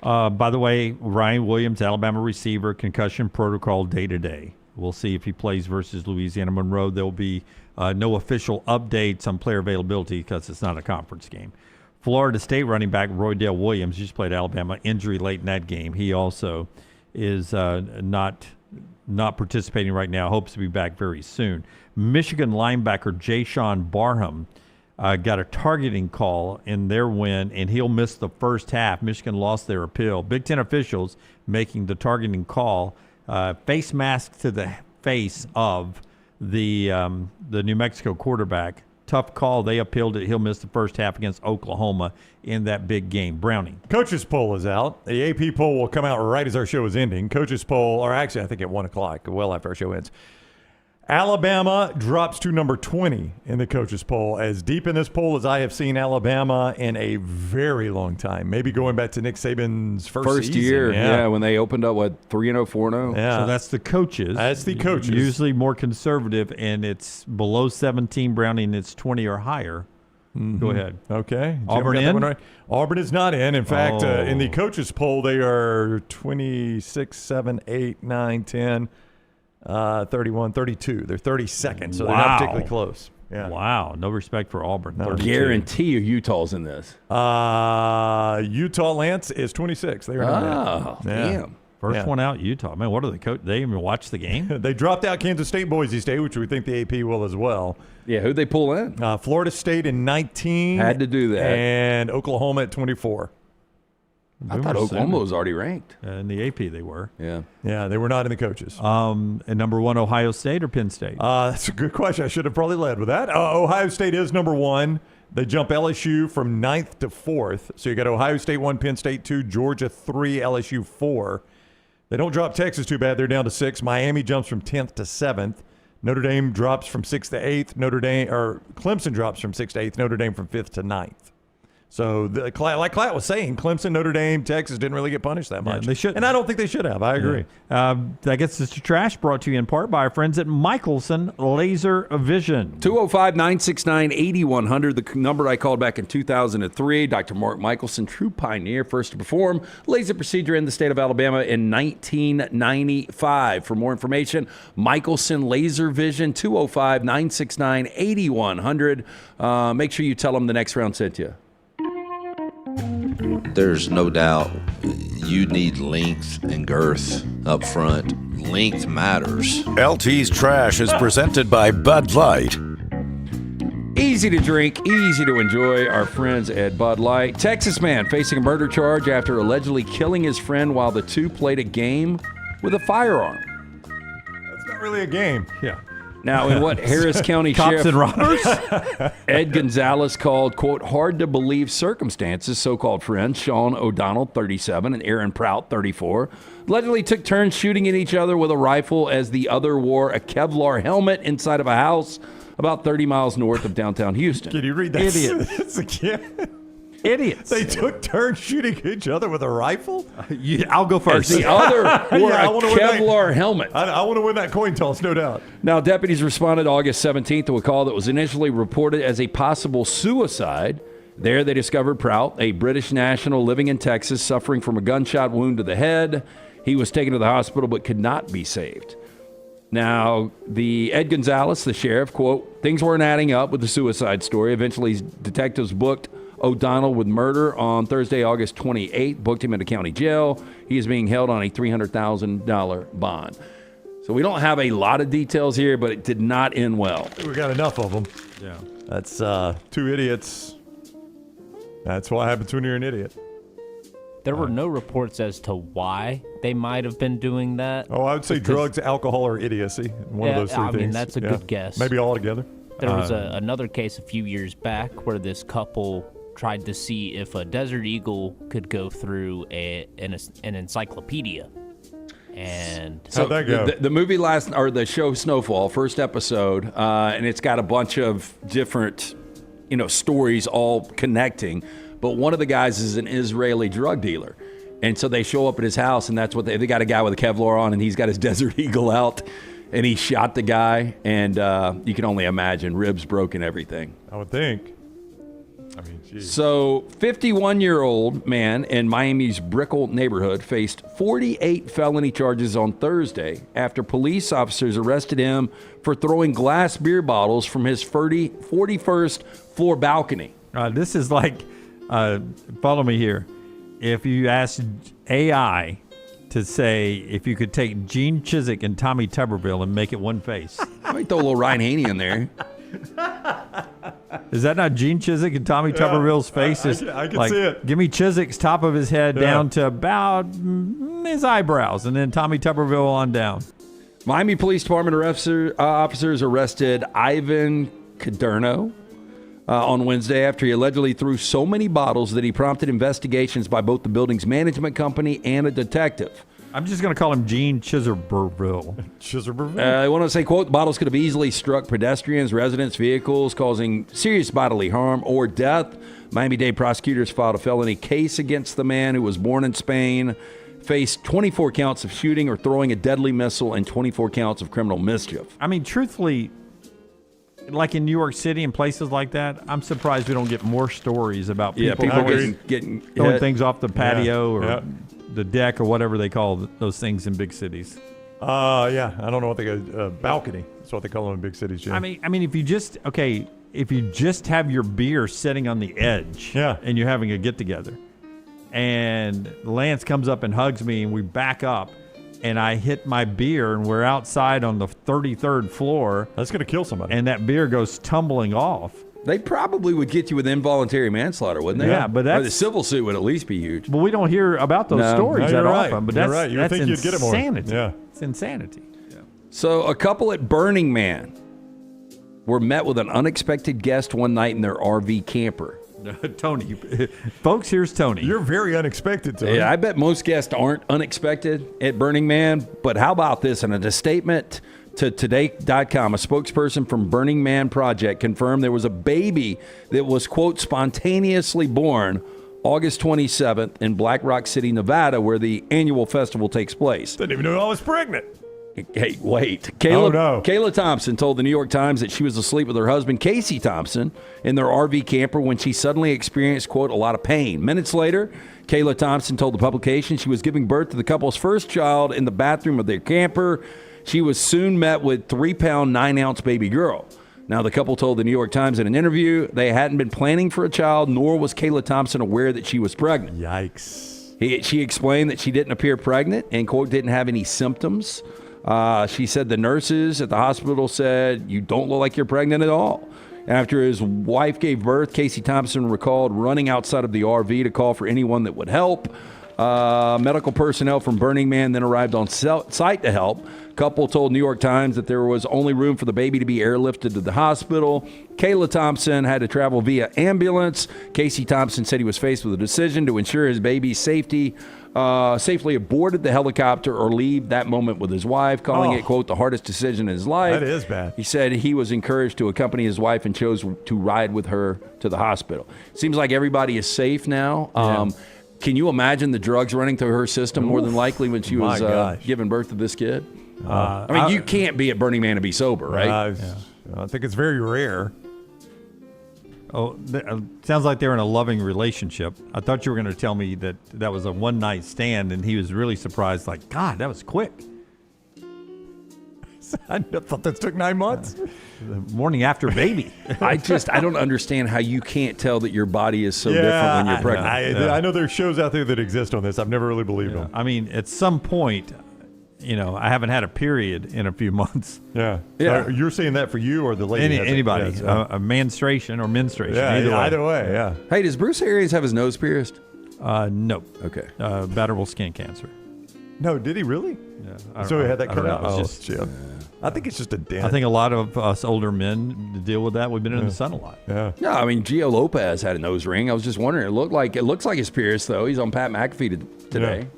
Yeah. Another flight gone bad here. Passengers on a recent Virgin Australia flight headed from Bali to Brisbane were allegedly told to, quote, urinate in bottles after all the toilets stopped working on board. Okay. Now, on Thursday, August 28th, flight VA50 departed from Denpasar International Airport with only 2 functioning toilets. Rear toilet was already out of service, but the flight was not canceled due to limited engineering support in the city. During the around 6-hour flight, the remaining toilets on the Boeing 737 also malfunctioned and could not be used. Which dude in the plane was the first to say, well, then I'm going to need an aisle seat? Now, one man did not want to be named. He said the second rear toilet became unstable shortly after takeoff, so passengers ended up having to wait in line around 40 minutes to use the single bathroom at the front of the aircraft. He went on and told the newspaper one elderly woman was unable to hold on. She suffered the humiliation of wetting herself in public. Oh, that is humiliating, I would imagine. Midway through the flight, every toilet failed for the remaining 3 hours. The cabin crew informed us we would need to relieve ourselves in bottles or on top of whatever was already in the toilet. So I have a picture of that. If you guys would like to see it, I thought I'd leave it up to y'all. I went to a music festival I told the story right afterwards, in Piedmont Park. I was just telling Brooks that was when I wet myself. But at the same music festival in Piedmont, there was long lines at every porta potty except porta potty number 1. Well, you said it was raining, right? Oh, it was raining, and I wet myself, so I didn't leave. But before I got to that point, before I got to row 6 and ended up wetting myself, I was in line to go to the bathroom. And it long lines at every porta potty, except for porta potty number 1. There was nobody in line. And I was like, I was going to walk to that one. And it was like, dude, you do not want to go in there. You do not want to go in there. And I walked in there. It was like in the desert, like anthills that are built above the ground. Jim, stop. Poop. Stop. Like an anthill. I knew what it was. You didn't have to say poop 8 times. I knew it. But I had to pee. So I chose to jump in there and pee on the anthill. I mean, that's when you look, and don't you just go behind the portalet and piss all over the portalet? There's people everywhere. I didn't want to get arrested. Yeah, but there's a lot more people than security, That probably. legit made me gag. But you really, I mean, if it's raining, you just squat. You did the right thing. Yeah, but I just peed on the I don't know why, but that makes me gag. On the poop. Just think about that. I could not look at the photo. And then later on, I just peed on myself. I'm glad I didn't just pull it up. I am. I appreciate your thought there. I was going to say, no matter what you pull up, it's not going to be the worst I've seen. I mean, the picture's not even that bad, but you just talking about that. It made me gag. Yeah, you know the feeling in the back of your throat? I got that. Yeah, it was bad. That is Trash Today, brought to you by our friends at Bud Light. Easy to drink, easy to enjoy. And that's our show today. But don't forget, the conversation is not over with. Brock Hewitt and LT cranks up another Unlocked live. This show ends now, but if you've got your alert set, you're going to get an alert sent right to you. If you don't, go over to Next Round on YouTube where you're watching this or wherever you're watching this, and go to YouTube and set the like it, give us a thumbs up, give us the subscription, but set your alert so you'll know anytime Unlocked starts, which is in 5 minutes with today's edition. Until next time, God bless you and God bless America.